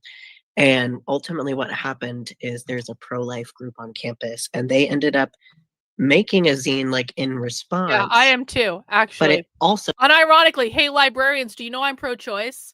Do you know I'm not trying to take away your right to abortion? Do you know I spent a good year of my life telling conservatives they were retards for even like approaching the Roe v. Wade stuff? See, the librarians are probably having their mind blown right now because they all have Trump derangement syndrome, and they all think they understand the fascist right, but they actually don't understand it at all. And they're hearing, oh, wow, you don't actually support Israel? No, you're free Palestine. I mean, I don't really care about Palestine that much, but I would choose to free Palestine over supporting Israel. Yeah, sure.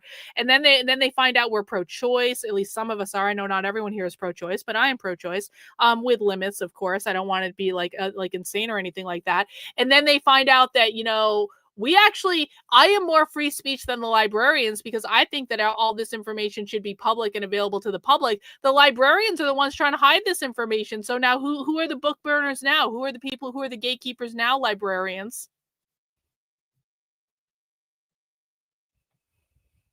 it was kind of more watered down than I would have expected. And we only ever saw that one where like the other pro-choice scenes kept kind of proliferating around campus. And I think that kind of shows that like maybe in the process of looking some of that stuff up to make the one that they made, maybe, some people were exposed to new viewpoints too. So I think like it's not always the best choice, but sometimes being like, okay, just do this right beside me is, I think, a good call.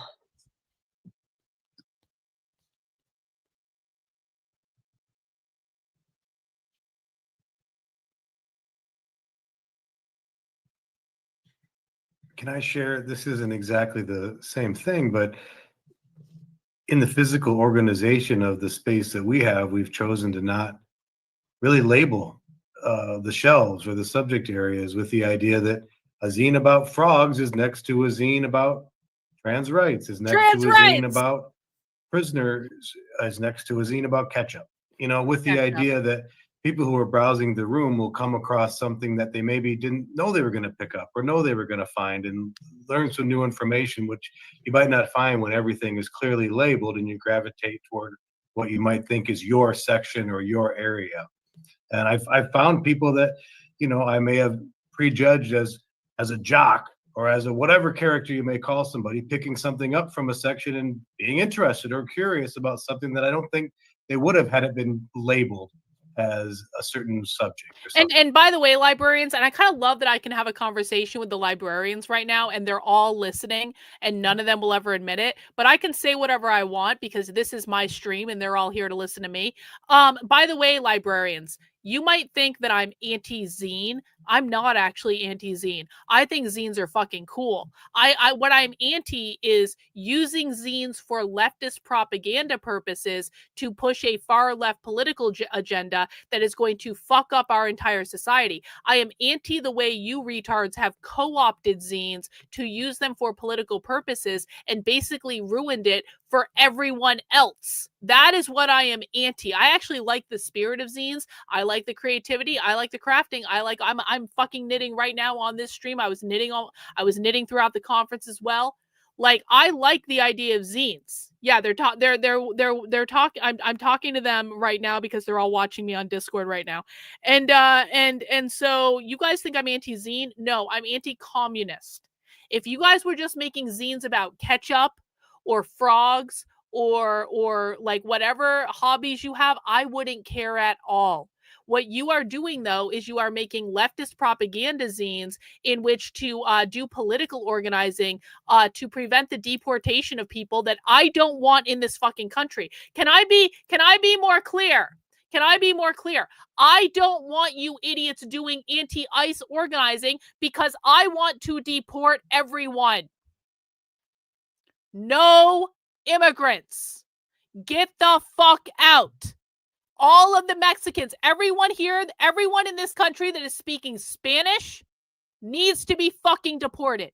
Every fucking Indian that is coming and taking the job of an American needs to be fucking deported. Every Muslim that is trying to build Muslim communities in America needs to be fucking deported. They all need to be deported. I want them all gone. I want Trump to send out fucking paddy wagons and rounding all these people up. You can even put all these people in the back of a fucking truck and drive them to Mexico. I don't really care. I want them all deported. And so you guys using zines to do anti-ICE organizing where you're fucking up our deportations. Like, literally all some of us wanted was deportations. That's it. Like, all we wanted was that we knew Trump was cucked to Israel. We knew Trump was going to kiss the ass of Israel. All some of us wanted was mass deportations. And you guys are fucking that shit up. And so if you don't want me to be secretly recording your conferences where you're talking about doing anti-ICE organizing for half of the fucking conference, then stop doing it. Stop using the... I will check. You are not the boss of me, Amalek. I will check the DMs when I'm done this rant, okay? You are not the boss of me. Calm down. God, I'm in the middle of a great rant about deporting brown people, and Amalek's like, pay attention to me, pay attention to me.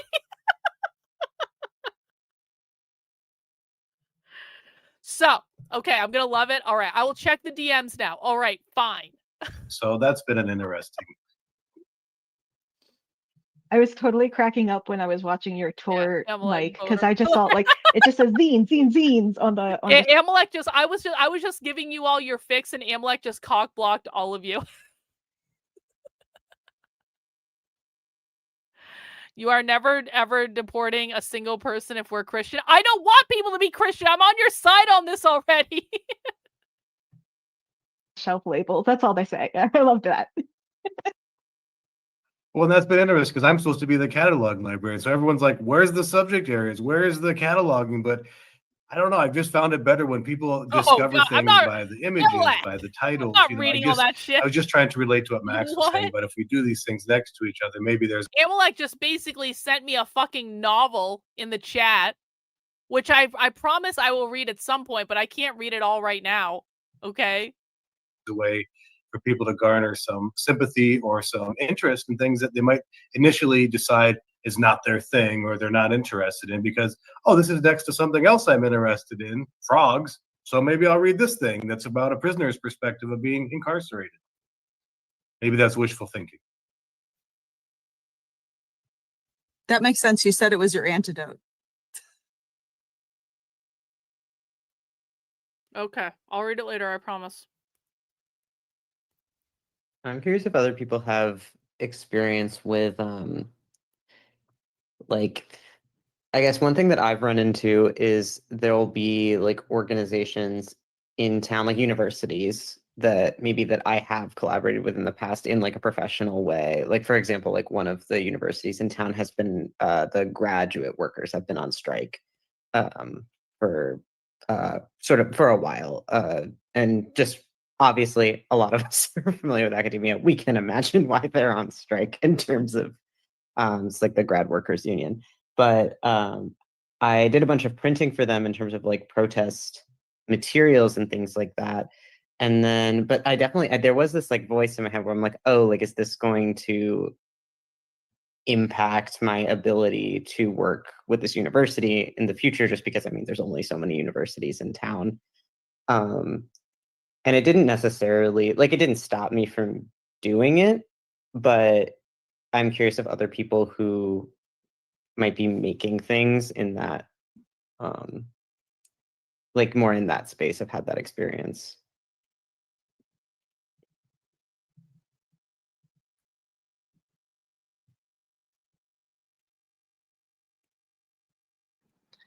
This isn't quite the exact same, but I live in a very small town and like with a very small professional circle, as it will. And there is, unfortunately, a kind of open secret about one of the main people in the kind of library and information sphere here, which again, this is so fucking funny. This is so fucking funny. And again, we did find out what Max Flowers looks like on day 2, and Max Flowers looks very queer. Not as queer as some people we saw at this conference. There were other people who were more queer. Max Flowers is very, very, very queer, very leftist, okay? This is where Max tells the open secret of a librarian in their professional circles who is a conservative and a Trump supporter. And it's presented like he is like, guys, there's just like, I have this small professional community, and there's this one person, and everyone kind of knows about it, but no one wants to talk about it because they are a Trump supporter. It's like, hang on. and like with a very small professional circle, as it will. And there is, unfortunately, a kind of open secret about one of the main people in the kind of library and information sphere here, which again is very small, that they have a lot of, we'll say just controversial opinions that they express loudly without fear. And everyone just kind of goes along with it. And as like someone new to being in this area, I was like, oh, that's going to be really interesting because I think some of those things are inherently at odds with me as a person. And so I also do kind of have this lingering fear as like some of that relationships between our universities like happen. I'm always kind of like, okay, when is it going to be the one step too far? Because we rely on them for a lot of things, I think. So I don't think are alone in that fear, unfortunately. And I wish I had more answers.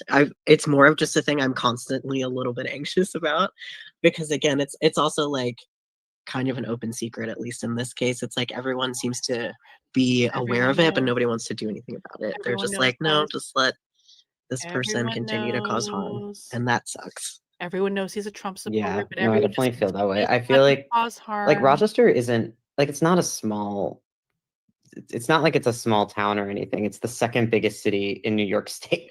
But it does kind of feel that way a lot of the time where like everybody kind of knows each other. And yeah, there's so much of these like circles.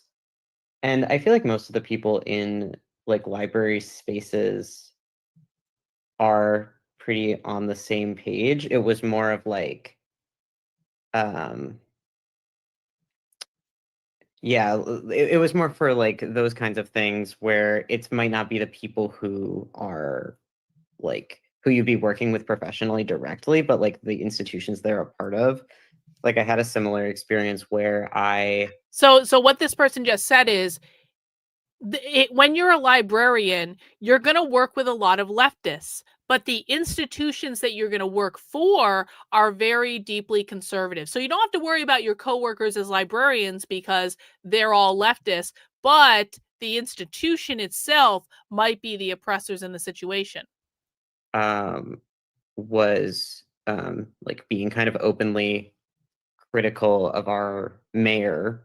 And then I'm like, but there was also that I was like, well, I have a grant from the city. Like, are they gonna take my grant away? I mean, they already gave it to me, but like, or those sorts of things where, yeah, where there's this kind of like entanglement of when it kind of becomes too much and you like have to say something.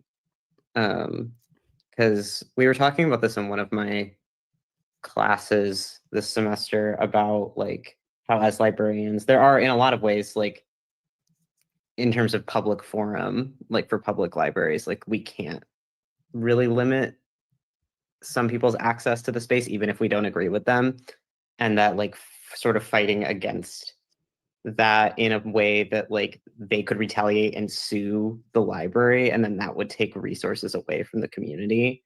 It's just something I've been thinking a lot about lately, of like where to draw these lines and like fighting these battles when like it's possible that fighting the battle would not accomplish anything, but then would actually have repercussions for our communities.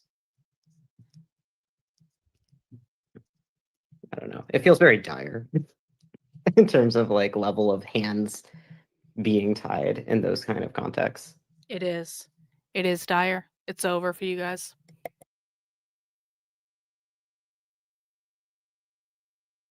Yeah, there's agreement rolling in from chat for sure. Do you have something you wanted to say, Mike? You look like. Okay.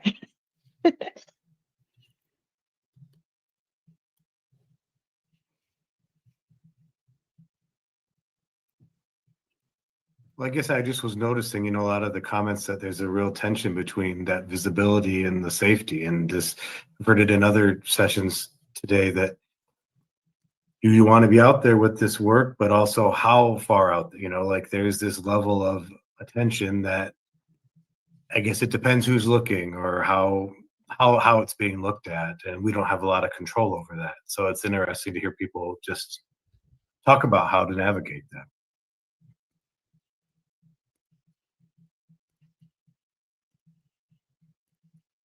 Oh, that's interesting.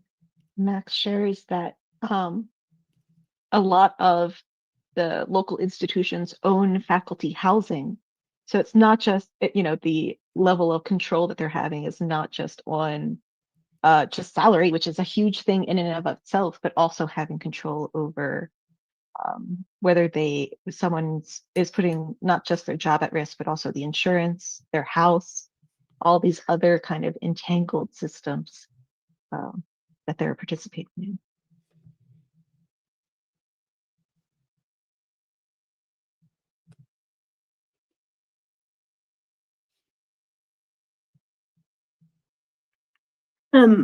I know I've not done this, but this kind of was like the workshop I went to. There have been some actions that like librarians in Seattle have participated in. Oh yeah? In sort of indirect ways. I think the one they talked about was when Kirk Cameron was like going on his book tour. And so so the library, this person right here is in Seattle. We're going to be seeing more clips of her, I promise you. This person right here is in Seattle, where they had just elected a socialist mayor in Seattle. And you're telling me it was the librarians in Seattle that organized against Kirk Cameron speaking?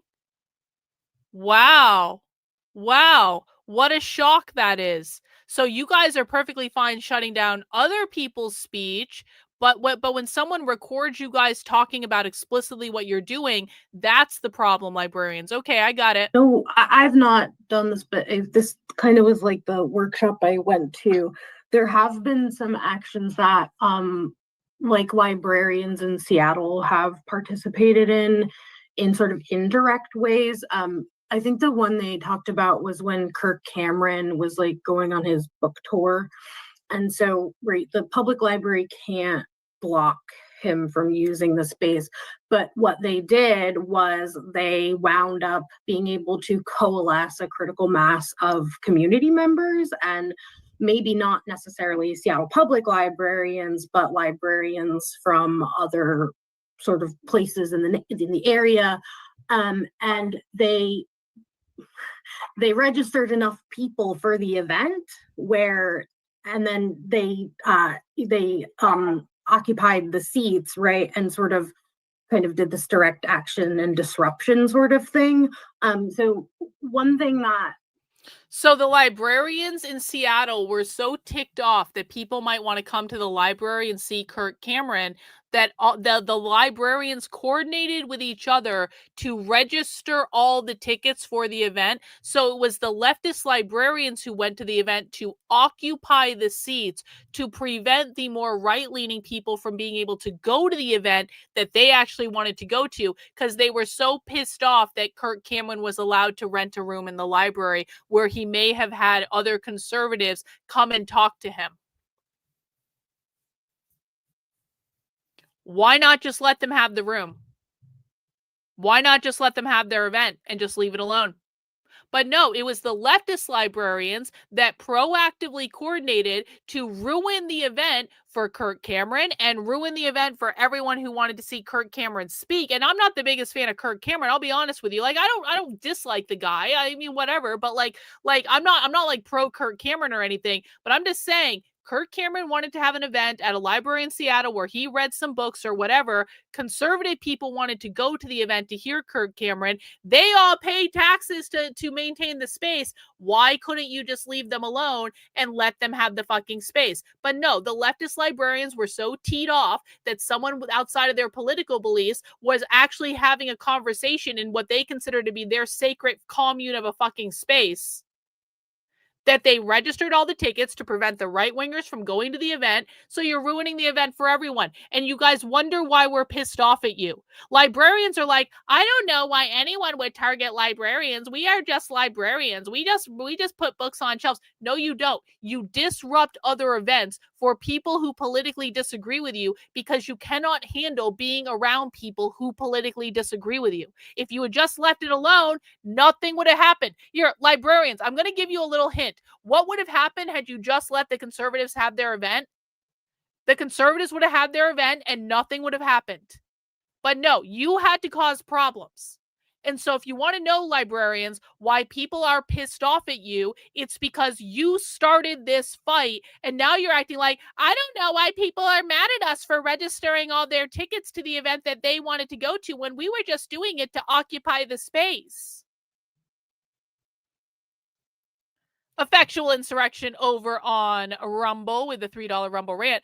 They did that at UC Berkeley in the Turning Point USA the other day for 500 seats, so it looks empty because of the school ticketing system. Wasn't that a zine? Yeah, I mean, I actually probably do have a zine about that. I actually do. All of my San Francisco zines are sitting in a box in the other room because I haven't even opened them yet. But I actually probably do have a zine about that I think I may have picked up at that particular book fair. Isn't that funny? I'm a temporary librarian, so I think a lot about like how much I'm willing to sort of push on things. On the one hand, I shouldn't be pushing it all. I'm very frustrated with the status that I have, and I just sort of am like, okay, I'll just burn it all to the ground, right? But on the other hand, I'm also very early career, so I do kind of worry about sort of the things I do following me. But one thing that we've found at least in the Puget Sound area, and I am aware that we are kind of blue here, so it's a little easier, but there have been librarians who have permeated this out to like Eastern Washington as well. And it's been successful, is finding the people in the community who have the free time, who have the resources, who will show up, right? Like that's super important, I think, especially in a university context, because you're worried about your job, right? You're worried about these other sort of factors. But if you can engage with people that are outside of that system, who, you know, they pay taxes, they have time, and they have the sort of wherewithal, and then having them sort of permeate out into their circles as this area and beyond the Puget Sound. We are sort of blue here, but it's interesting because basically it's basically like Seattle to Olympia is where that's concentrated, and then the rest of the state and even surrounding areas around Seattle and stuff are not necessarily that what you would call progressive. And so finding those sort of pockets of people who are willing to kind of where they exist, I think has been really, really helpful in sort of us pushing back on a lot of this stuff. We've had this issue with First Amendment auditors coming to different universities and college campuses. So what we do in those cases is we get on the listservs and we say, we had a First Amendment auditor, this is what they looked like, this is what they were saying, that sort of thing, or like different text chains. That way we can, if it hasn't happened to us yet, we can sort of prepare ourselves for it. That way we can talk to like the access service staff. We have a lot of students that work for like the access services points, sort of training them. Hey, Joaquin, I need you to stop ranting in the chat, bro. It's distracting to everyone who's listening. Please cut it out. If you don't have something to say about the presentation, please don't say it. On how to interact or not interact with those people, right? Get a full-time staff member. You don't need to talk to them. We're also really close to the Northwest Detention Center in Tacoma. It's about a less than 10-minute drive. So there's been concerns about like ICE coming to our campus. So we've kind of put in like workflow. The university has been kind of wishy-washy on some of this stuff. But internally to our own library, with what we could get away with, we've been putting in together sort of workflows for people to, you know, one thing that was like really, really like that I noticed that people weren't doing, they weren't locking their computers as they walked away from them. So, well, it's like crucial, right? And then it's like students might not necessarily realize to do that thing, but like making that like a policy, like lock your computer when you walk away, right? Like that's really, really, really important. But I think as far as like that, like the sort of permeating out into the larger community has, I think, really strengthened our ability to push back on some of the flashpoints that have come up in this area.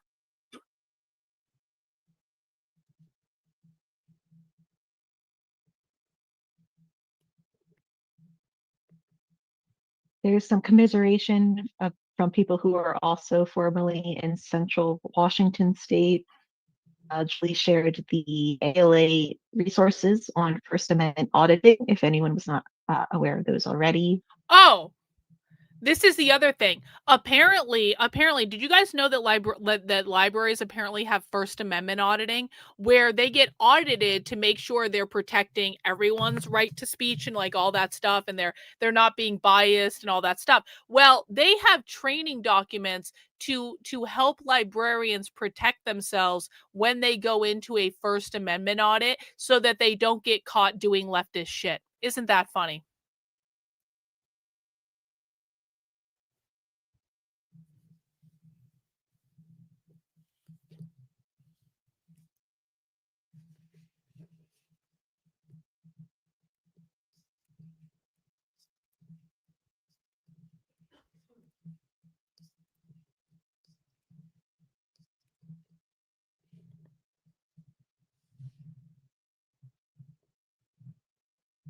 Oh, this has the wrong setting.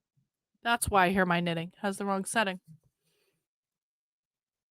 One thing that I'll share has less to do with zines and hostile climates and more to do with just, now, you know, here is a clip that you heard yesterday, but we'll hear it again because it came up in this presentation. being in the hostile climate that is the United States of America right now.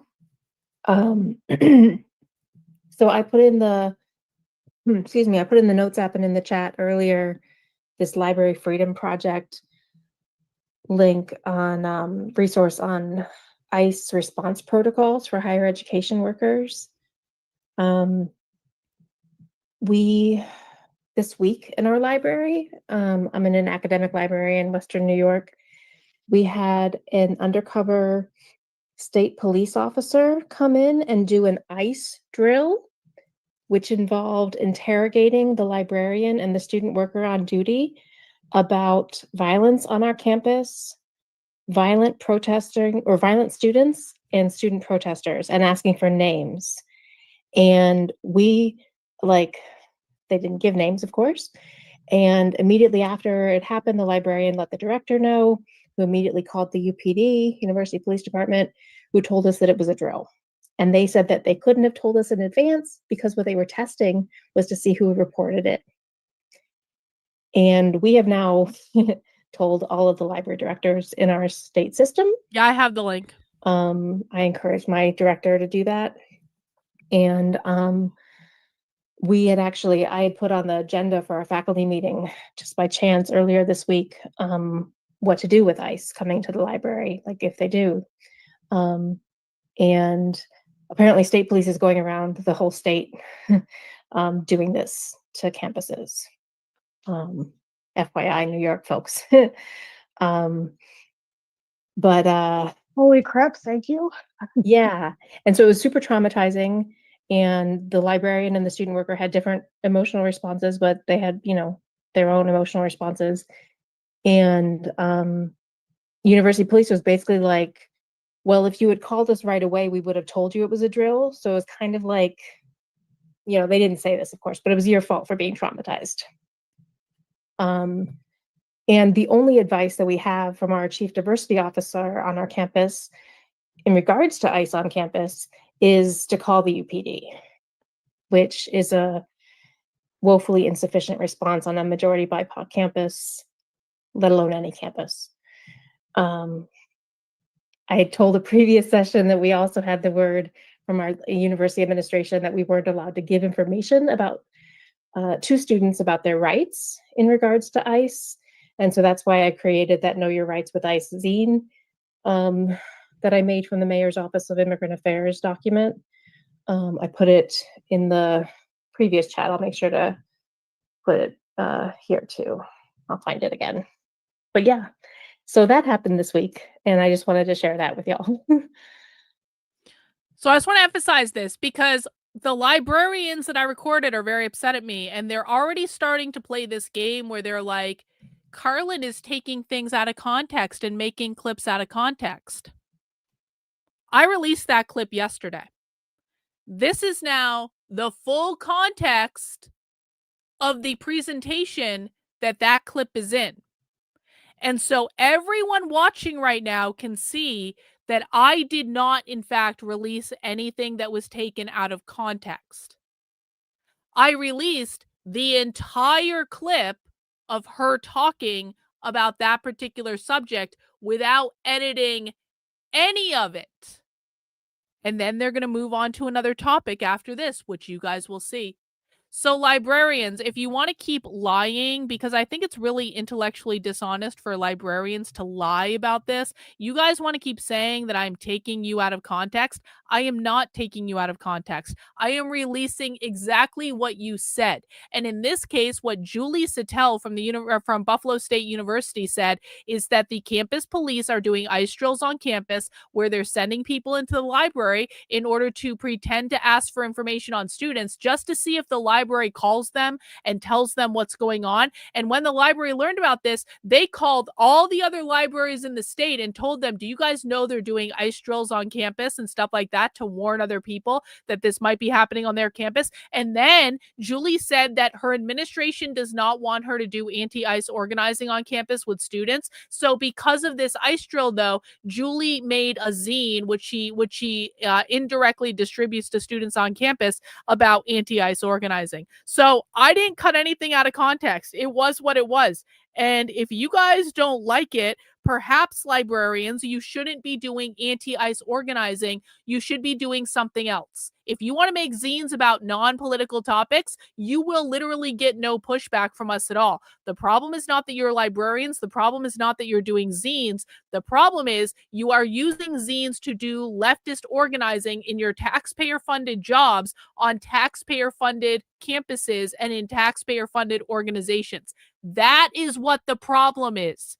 You are paid for by us. and you're using your public jobs not to advance the public good, but to go against what the majority of us voted for in November, which is mass deportations, or I should say last November now because it's November again. But we all voted in 2024 for mass fucking deportations, and you guys are using your public taxpayer-funded jobs to subvert our mass deportations, and so therefore, ergo, you are the enemy.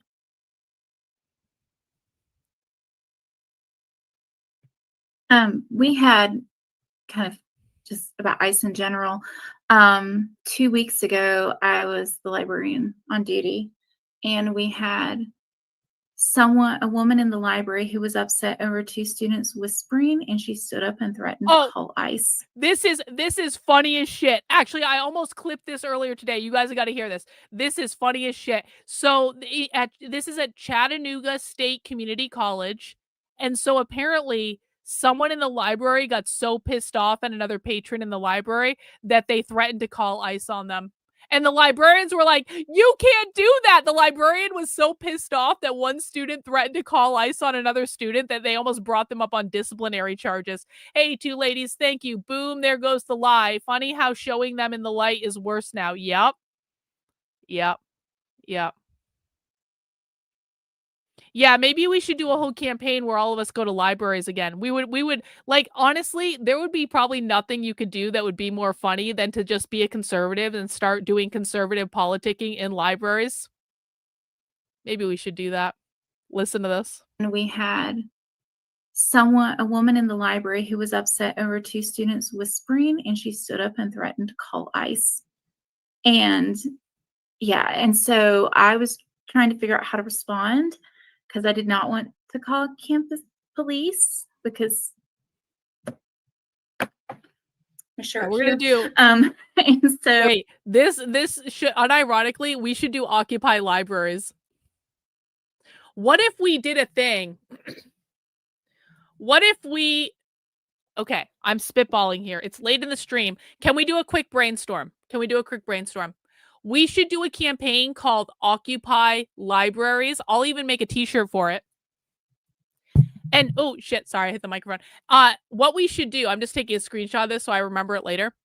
What we should do is come up with some sort of an event to do at all of our local libraries, and we should go and schedule an extremely right-leaning event, like why there should be mass deportations now, or something like that. I don't know. We'll have to brainstorm what the content. Wait. Why don't we do anti-communist presentations in the libraries? Why don't we? Okay, here's what we do. Why don't we get a bunch of our best clips together from all of the communist stuff that we've watched, and I can make all these clips publicly available. And then we schedule presentations where everyone has access to the same clips, so everyone can do this in their town. And we schedule anti-communist Occupy libraries. And we go and we show all the clips from all of the most insane leftist trainings that we've recorded. And we just do a whole night of it where we invite all the conservative groups and all the Republican groups out to the library. And the library has to rent us a room because they're a publicly funded institution. They can't say no to us. So we're going to do This is actually a great fucking idea. We're going to do Occupy. And I have to make a clip library on my main website anyway. So this is going to be great. We're going to do Occupy libraries where we make a whole bunch of clips publicly available, and then we get people to sign up to go hold anti-communist events at their libraries, and maybe I can travel around. Maybe you guys can even fly me into places. Maybe we can crowdfund where I will go and present at the library in Seattle. Does anyone want to see me present at a library in Seattle, or a library in San Francisco, or a library in Portland about anti-communist organizing? I would do that shit. Does anyone want to send me to do a presentation in the most left-leaning fucking libraries in the fucking country about Yo, did we just hit on the ideas? This is the Occupy Libraries tour. This is 2026. 2026, I'm going to do fucking Occupy Library tour across America. We're going to crowdfund this shit. I'm going to travel around to all of the fucking most leftist libraries. We're going to make a big old fuck off show of this. Isn't this going to be fucking awesome? This is a great idea. This is one of those ideas that we have to do this. We have to do this. Yeah. Occupy libraries. We'll have t-shirts. We'll have stickers. Thank you, Cynthia, for the 5 super chats. I really do appreciate it. I'm serious about this idea, though. I will do this. I will do this. And if other people want to hold, we can do official Occupy Library events with me going around and going to the library, but we can also do unofficial events where anyone can do their own Occupy Library event. There is no hierarchy, librarians. There is no hierarchy in the Occupy Library ecosystem. This is an equitable thing. Will Antifa show up? I sure as shit hope so. I sure as shit hope so. That would be fun. That would be fun. All right. We got to put this one in the back pocket. We're going to think about this one, but I feel very strongly, yeah, we can make zines for the events. We're going to make a whole fuck ton of anti-communist zines to hand out at the events. I think that's a great idea. This is our 2026, guys.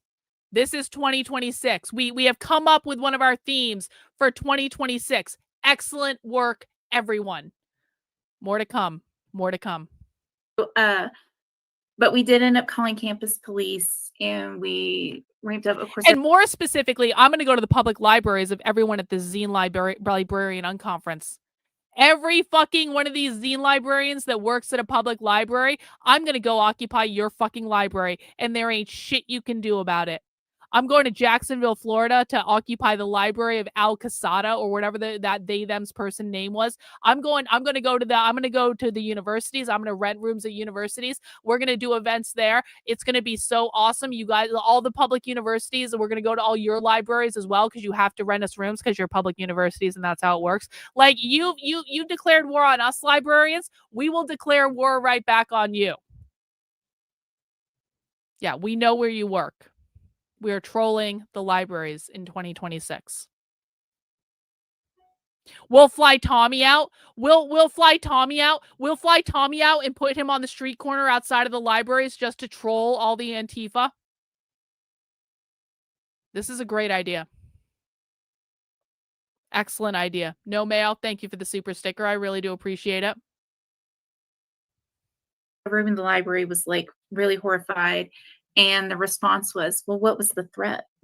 What was the threat? Like, so it's just, we're trying to figure out how to respond. And we've got the official channels, but then like, how are we as human beings going to do the right thing? How are we going to respond? So we did print out the red cards before they told us we couldn't. And so we've got those kind of all over the place. Tommy? Okay, good. Because we're kind of operating as forgiveness, not permission.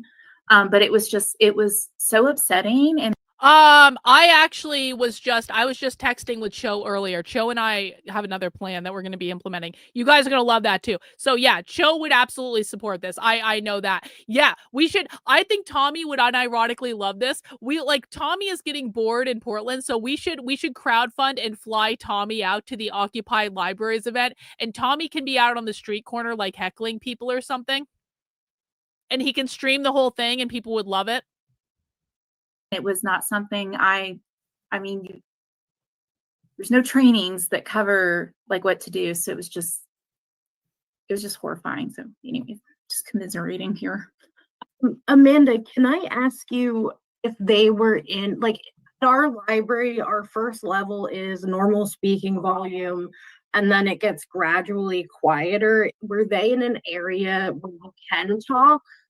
Yeah, see, we have like, our library is small, so we have one end that's conversational and one end that's quiet, and they were in the quiet zone and should not have been talking. And so I told the students when they came up, and they even said, they're like, we were whispering, we shouldn't have been whispering.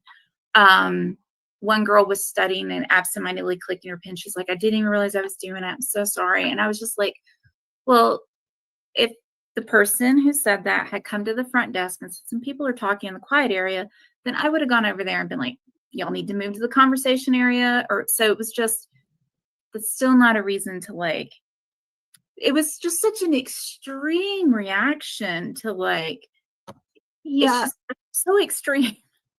Did they like make a big scene about it? Is that how you're describing it? Because how we've dealt with that is we tell them, like, yes, come up to the desk if you see somebody that's, but they're in violation of a policy. So how we've tried to frame it is like that while these students might have been whispering, the sort of reactive behavior that doesn't include coming up to the front desk to report, that's a violation of our policy also, right? And it's sort of like a harm scale of, yeah, they're whispering, but you're also kind of So the Seattle lady is like, listen, I know you were upset that those other people were talking in the library when they shouldn't have been, but you violated our policy for saying you were going to get ICE to deport them.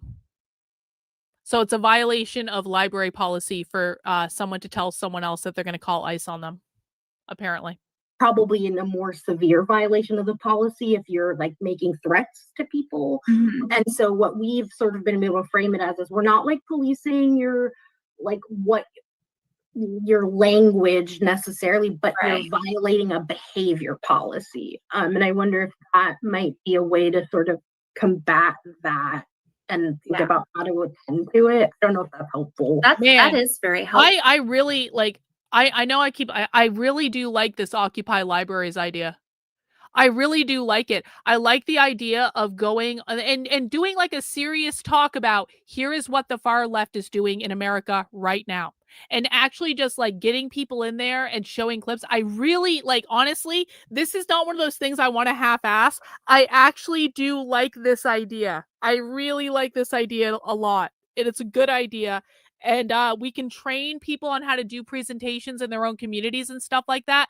And I've been training people on how to do presentations about this stuff for a while. And so it's like, we have all the materials already. We have to do it. We have to fucking do this. We can fucking do this. Yeah. Whose library? Our library. Exactly. Whose library? Our library. Excellent teamwork today, guys. Well done. Well, I know that when it happened, and the students came up to me, I could feel myself get incredibly like red. Like I was like, don't go into mama bear mode. I need to be professional because my instinct was to be like, oh, we're not doing that. So that's a great way to frame that in talking to that person after I calm down and talk to them and be like, you know, we have other options. We can't, but our local police do have a ICE contract. So, you know, I immediately go to the worst possible scenario and like freak out. So I think thinking of these things in this space and like kind of rehearsing them is going to be really helpful if this comes up again. We wrote scripts basically, especially for students and for staff who didn't feel comfortable, or we have a sort of chain of command.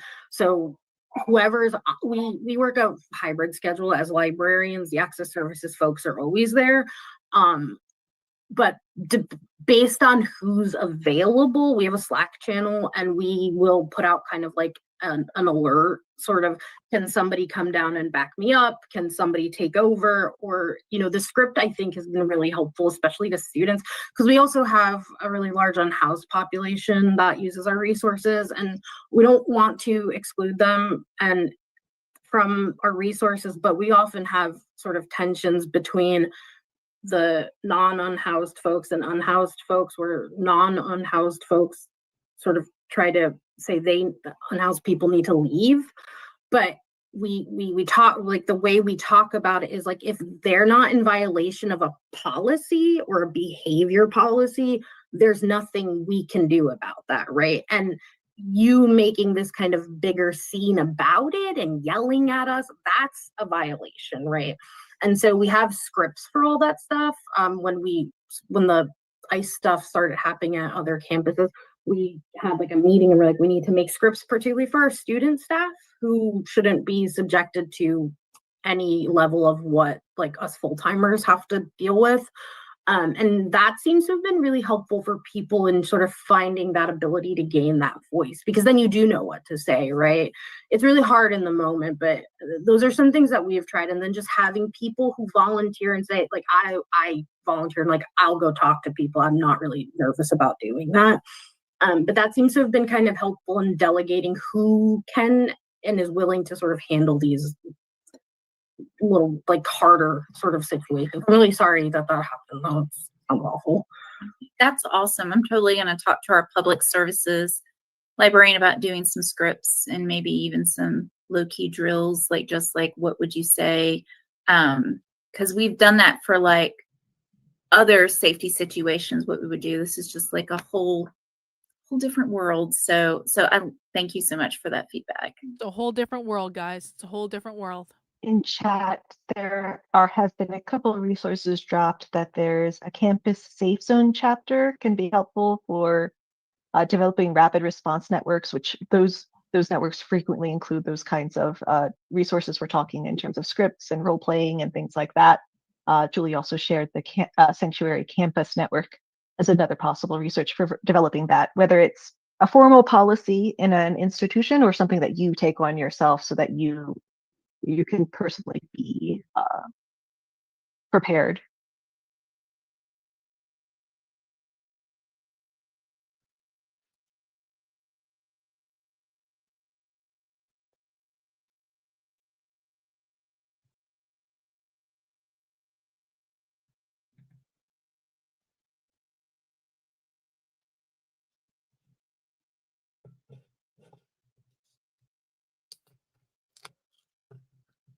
I was hoping it's sparkling water. And then Max also shared working in a public rather than campus library and having that kind of open campus public community members. Everyone can get a library card and have the same access as academic members. So scripting is very helpful because people will be really weird about someone else who they perceive as not doing anything wrong in a building as a response or policy. Right. Oh, good. Building some solidarity in the chat. Yeah, policy and scripts are necessary and useful. But there's a lot of new problems that are coming up that we don't have scripts prepared for. Lots of new problems that we're encountering, which is discouraging. My own opinion is very relatable. Yeah, for sure, relatable for there, Annika. And there is Julie shared the Abolitionist Library Association as stuff about how to keep cops out of libraries. The Abolitionist Library Association has stuff on how to keep cops out of libraries. The Abolitionist Library Association. Bro, I told you once to stop this shit in the chat. You are not going to get another warning. I do not want to hear your random rantings and ravings in the fucking chat. If you are not here to listen, then you shouldn't be here. Yep, we got 22,000 views on that socialist tweet on Twitter. That's awesome. I see them furiously typing, so I'm sure there will be links to follow up that comment.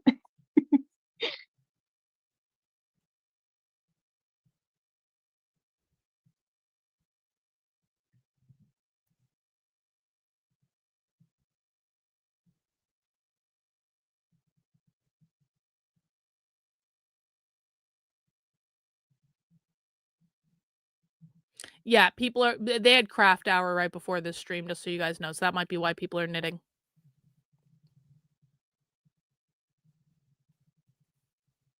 I'm just letting so this we play have through. kind of discussed Okay. ICE. We've discussed the institutional powers that be. Does anyone have any other challenges that they're seeing in their communities? Any power structures that they have been fighting against. Any power structures that you're fighting against in your communities. That they Great either question. want to find commiseration or support or advice about how to deal with from other members.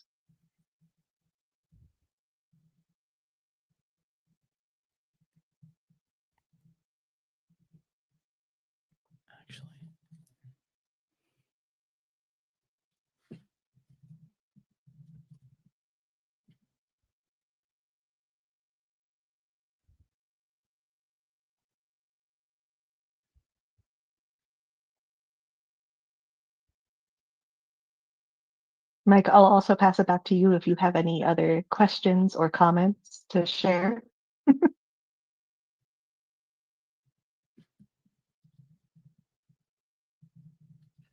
No, I think I'm just really gratified by all the responses people have, and I'm reminded that a lot of us are using zines and things because these official channels are failing and they're not working for us. So I think that's interesting about the different ways people have shared that we can sort of supplement or run around some of the official channels that just aren't working for us right now.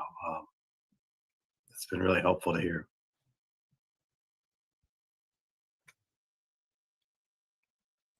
Breaking news, breaking news. I just registered the domain name occupylibraries.com.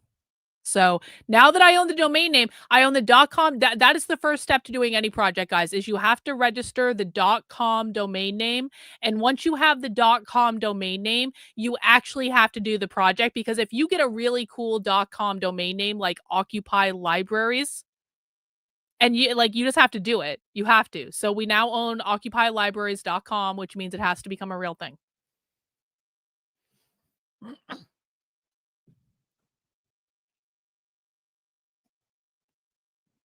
Yeah, Occupy Libraries. I will say that kind of like engaging in plausible deniability has helped me a lot, right?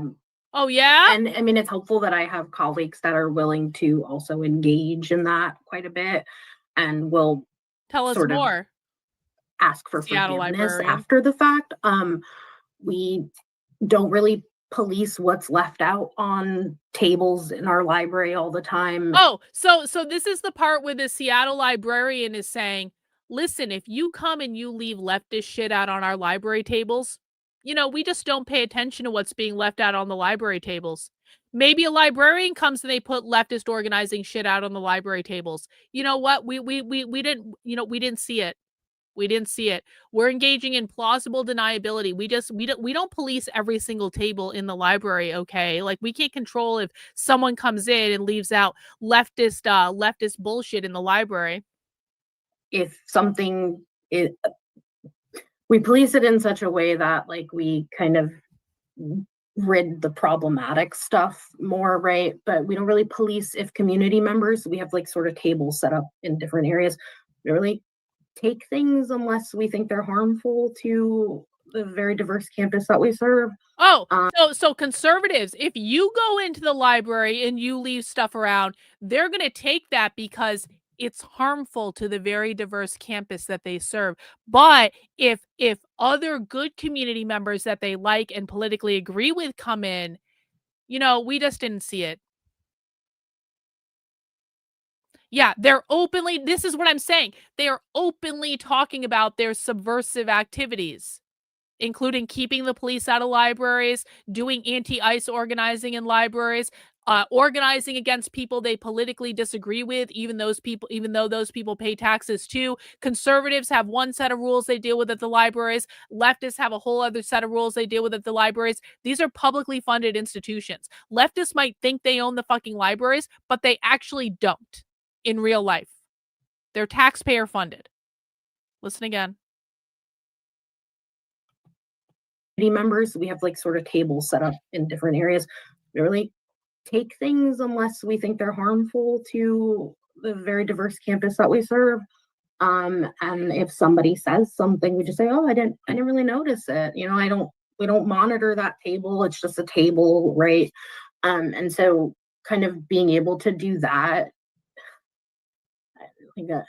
and just sort of engaging, I like feel like sometimes using the tactics that these sort of right extremists use back at them is helpful, right? They engage in plausible deniability all the time, so why can't I, right?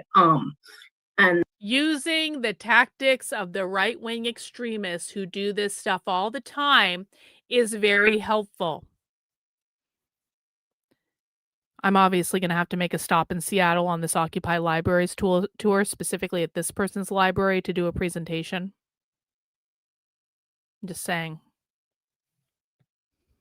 I think that's been kind of like, you can't really, I didn't do it, right? I didn't know it was there. I didn't So know. that's been kind of a trick I've been using. I don't know what you guys are talking about.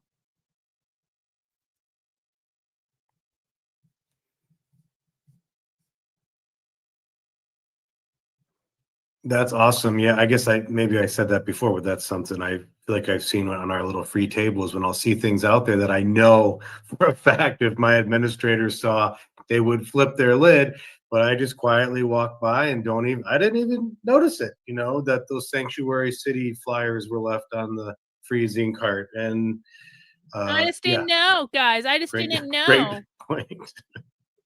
All right, librarians, we hear you. And I think that has been something that has really stood out to me over the past year, is not rushing to comply for things just because they're being threatened or discussed. I think that's where I've been the most disappointed in some of the other institutions and people in my environment, is that nothing official, nothing legal ever happened to cut a lot of these services and funding. So why are we just bowing and rolling over? Thanks. Quentin shared in the chat the Electronic Frontier Foundation Surveillance Self-Defense as another resources. Max shared out flyers, notices. We only have control over them if they're posted in a designated space. They're not on those heavily policed cork boards. Not my problem. Oh, nästan nästa, yeah.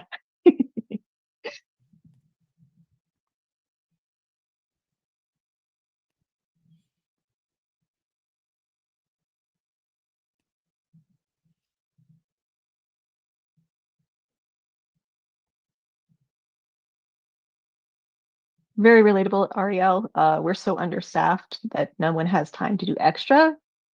To me, that comment is really resonating with the fact that also overworked, understaffed. That means that my time is really valuable, and I should prioritize the things that are going to align with my own interests and my own values. See, this is funny. Again, this is Liz. Liz works at the University of Colorado Springs. And Liz is saying, listen, I know I'm in a publicly funded job at a publicly funded institution, and I wouldn't have this job if it wasn't for the taxpayers who are paying my salary. But you know what's really important here? My feelings. My feelings are more important. And you know what I'm going to do when I go to my taxpayer-funded public university job? I am going to prioritize what I worry about based on what makes me feel good. And if it doesn't make me feel good, maybe it's going to be at the bottom of the pile, because my feelings are really what's more important. Let's just listen to Liz say this again. Hang on. Overworked, understaffed. That means that my time is really valuable, and I should prioritize the things that are going to align with my own interests and my own values. So if you tell me to, deaccession something, that's going at the bottom of the list. I'll take care of the things that are important to me first. Oh yeah.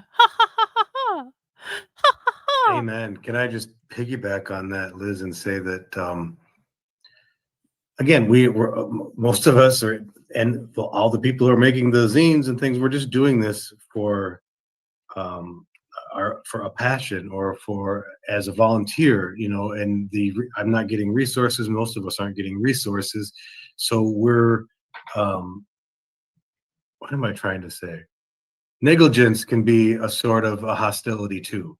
When an institution willfully denies resources, you know, just like we just got done talking about pretending not to see things, they can pretend not to see things as well, and just, you know, treat it like it's unimportant. And I think, yeah, only one way to fight back or to resist that is just like what you said. Well, then maybe your priorities are going to be the lowest thing on my priority if I can get away with it. So thanks for bringing that up.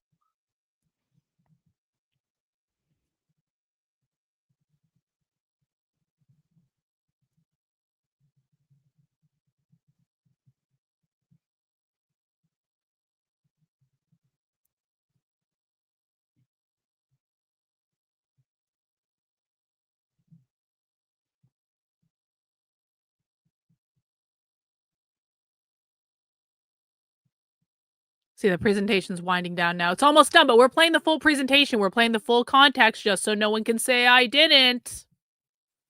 This is exactly as it happened on the stream. But we're almost done. It's a lot of sitting Just around. enjoying your cat being the star of the show, Julie. Yeah, cat. Cat. They're all cat ladies, by the way. We do technically have about 20 minutes before this session concludes. I just want to put it out there. Does anyone have any questions? Is there anything specific that anyone is looking for or wanting to discuss?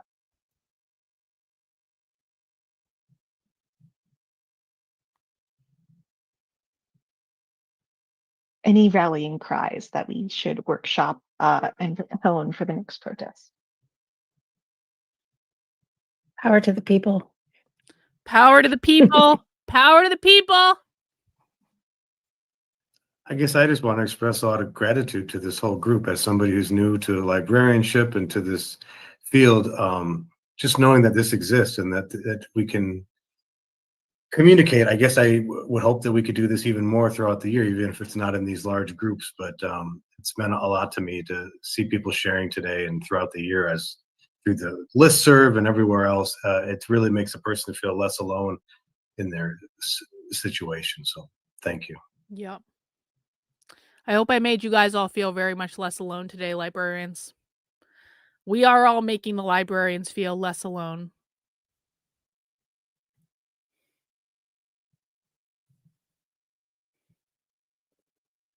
It's important to feel less alone. It's important to feel like you have friends. That's it. That's it. We made it. We made it through the entire presentation.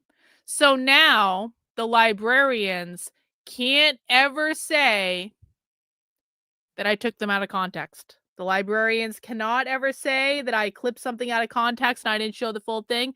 I just showed one of the full presentations, and librarians, just so you know, because again, I know you guys are listening right now, I have the full presentations for, of course, all the clips I'm going to be making. And so if you guys ever want to accuse me of taking you out of context, just know that I am absolutely fully able to provide not only the full context of whatever clip I'm making, but the full fucking presentation, so we can prove to anyone, including a court if it comes to that, that I did not in fact take you out of context, that I literally just showed what you were talking about at your conference, which had an entire session about you guys operating in a hostile political climate because you're all leftists.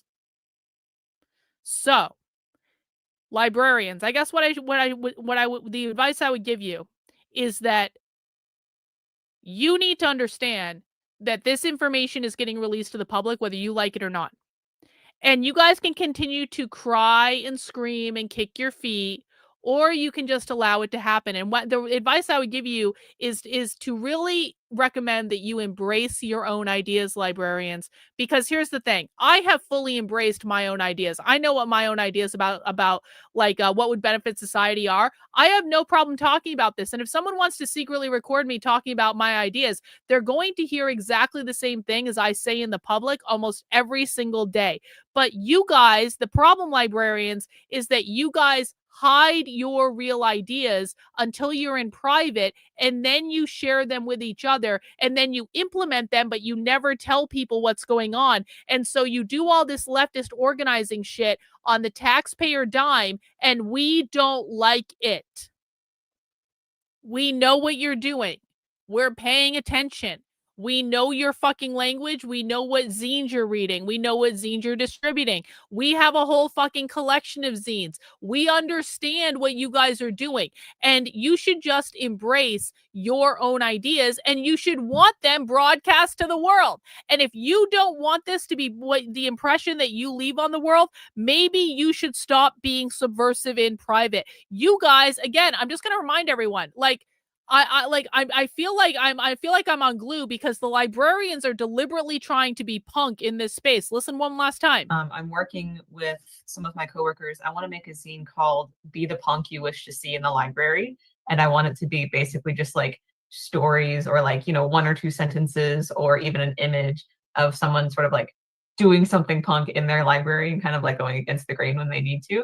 And I would really like to make a digital version of that zine and be able to distribute it to other librarians as kind of like a, hey, here's what other people are doing. Here's ways you can be like the wrench in the machine, right? You guys are talking about creating an entire fucking zine about you guys being punk in the library and subverting the system. You guys have nothing on me when it comes to being punk and subverting the system. I promise you. So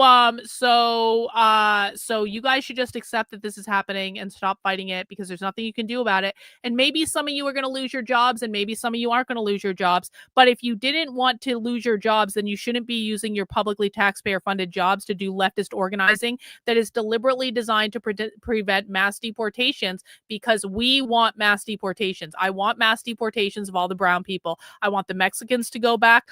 I want the Indians to go back. I want the Muslims to go back. I mean, if the Africans want to go back, they can go back too. Like, honestly, we want all of them deported. And you guys are preventing that from happening by doing your stupid anti-ICE organizing, and we're sick of this shit. And so if I have to go through you to get my mass deportations, then I will do it. You want to know why, librarians? Because I went to a mall in New Hampshire and I was surrounded by brown people speaking Spanish. I live in New Hampshire. I should not be going to a mall where I'm surrounded by fucking brown people speaking Spanish. I want them to all go back to a native Spanish speaking country, and I want them to be happy in that country. And I don't think I'm better than them or anything. I just fucking hate the language of Spanish, and I don't want to hear it in New Hampshire. If I wanted to hear Spanish, I would go to Mexico, or I would go to California, or I would go to Arizona. There are plenty of places where I would go if I wanted to listen to people speak Spanish. I fucking don't, especially not at a mall in New Hampshire where there are no white English speaking people. There are only brown Spanish speaking people. And so they all need to be deported so that we don't have to hear fucking Spanish anymore, because it's a stupid fucking language. No offense, Spanish speakers, but I'm so tired of it. I'm so tired of it. And so if we have to go through the librarians in order to get our mass deportations, then fine. Fine. Fine. Guys, that is all we have for today. I'm going to wrap it up. We've been streaming a long-ass time. If you want to support the work I'm doing, head over to the Substack. That is Karlyn, KARLYN.substack.com. Sign up for a membership, $8 a month, $80 a year. You guys can also sign up for a YouTube channel membership or support me in any number of other ways. I do appreciate everyone who sent in a super chat today. Awesome day in super chats. I really do appreciate it, guys. I may go live later to find out what happened with Tommy at the University of Oregon, or to stream protest coverage. I also may not. I may just hang out and do other work and think about this Occupy Libraries thing, which I think is a really, really good idea. But I'm going to go get, unironically, I'm going to go get a burrito bowl now, because even though I want to deport all the Mexicans, I want to retain the Mexican food. So I'm going to go make a burrito bowl now, and it's going to have chicken, and it's going to have rice, and it's going to have black beans, and it's going to have tomatoes, and it's going to have this really amazing habanero cheese that I really, really, really, really, really love. And because we don't, like, listen, man, Mexican food is not rocket science. We don't need the Mexicans to be in the country for us to enjoy Mexican food, okay? We can be racist and enjoy Mexican food at the same time. Am I late? Yeah, you're late. You're late. Thanks for the Buddy Murphy spool. Yeah, we already got the Mexican food recipes. All the Mexicans can go back now. And I'm going to go make a burrito bowl. And I don't feel like that's a contradiction with wanting to deport them all. I just don't. All right, guys. I'll see you tomorrow, or I'll see you later tonight. I will see you when I see you. Take care. Have a good one, guys. And here we go. We'll see you soon.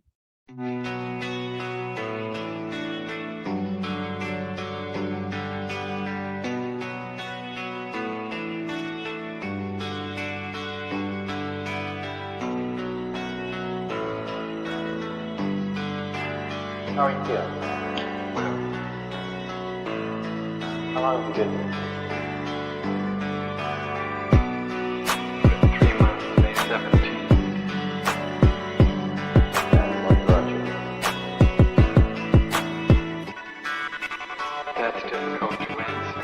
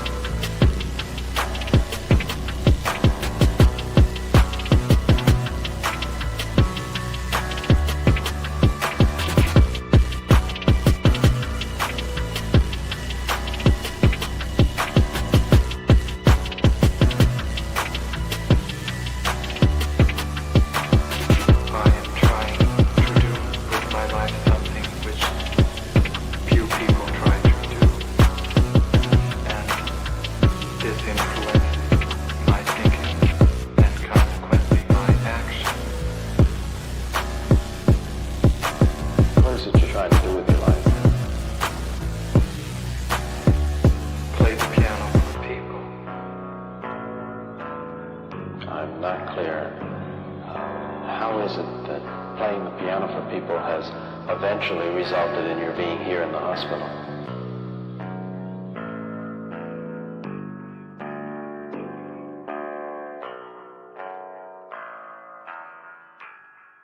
That's difficult to answer.